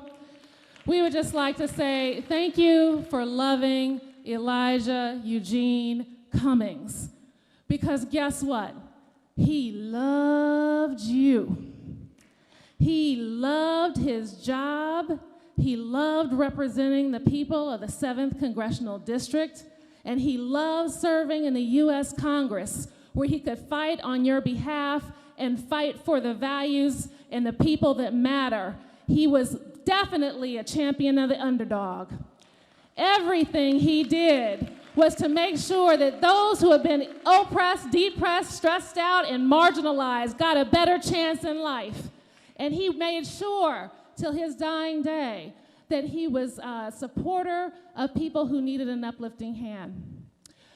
People often ask me how I met Congressman Elijah Cummings. I got to Washington, D.C. in 1997 basically as an ABD, graduate student. I came to collect data from my dissertation. Elijah Cummings was one of the first members of Congress to grant me an interview. And the subject matter was HIV/AIDS. Now remember, this is 1997. There was a lot of stigma around HIV/AIDS. People, especially in the African American community at that time, we were talking about the changing face of AIDS, but we still had this notion of the stigma associated with homosexuality. The whole notion that, AIDS was quote unquote the gay disease, that, the people who captured it were perhaps somehow deserving of the disease that they got. And so it was my job, and I was exploring the African American political response to HIV/AIDS to understand how the Congressional Black Caucus was internalizing this disease and what they were doing about it. And I went into his office, and we had a long, extended conversation about what he was doing right here in Baltimore. In the midst of the stigma, in the midst of the misinformation and the disinformation around this disease, this was a man who was standing up and working with those with HIV/AIDS. He did not care about the stigma. He saw a population in a group that was hurting, a population in a group that was marginalized, and he was working and doing his best to make sure that they got the resources they needed in order to extend their lives and live a better life. And so with that, I labeled him a transformational leader in my dissertation. A transformational leader. Little did I know that later we would become great friends. I mean, literally. It was like we knew each other for a million years. The conversation just flowed effortlessly. And then, of course, over time, our friendship morphed into a great love that, that has been the honor of my life, to walk with this great man and to be with him as he did all of the tremendous things he did on behalf of the nation. So let me just tell you this. We often talk about Congressman Cummings and his love of Baltimore. But in this past week, I have heard from people from Egypt, from Japan, from Brazil, from France.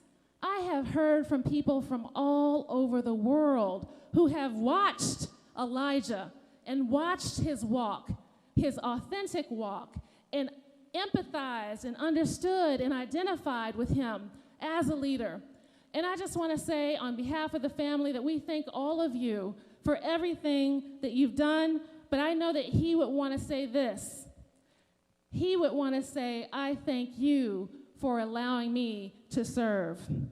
And so before I leave the stage, I've just got to say this. This program came together in 4 days.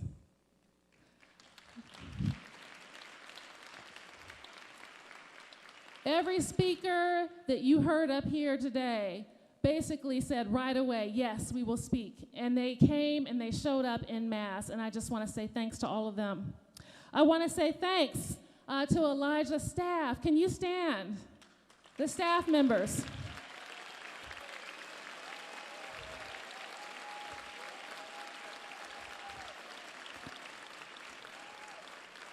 I don't know if you know, but it is unusual for members of Congress on either side, either the Senate or the Congress, to keep and retain staff for so many years. But Elijah kept and retained staff. They loved him and he loved them. And we want to thank you from the bottom of our hearts for giving everything that you have to the 7th Congressional District. And it's the same thing with his committee staff in Washington and also his other personal staff in Washington. They come to work on our behalf, and they loved to work with Congressman Elijah Cummings. And so with that, I also want to acknowledge and thank Shauna Watley. Shauna, can you stand? Tammy Jackson-Buckner. Dina Curtis, stand. Rosalind Smith, stand. Michelle Speaks, I don't think she's here tonight. These are the ladies that helped me pull together the next 3 days of the celebration of Elijah's life. And I just want to say thank you for everything that you've done to help me out.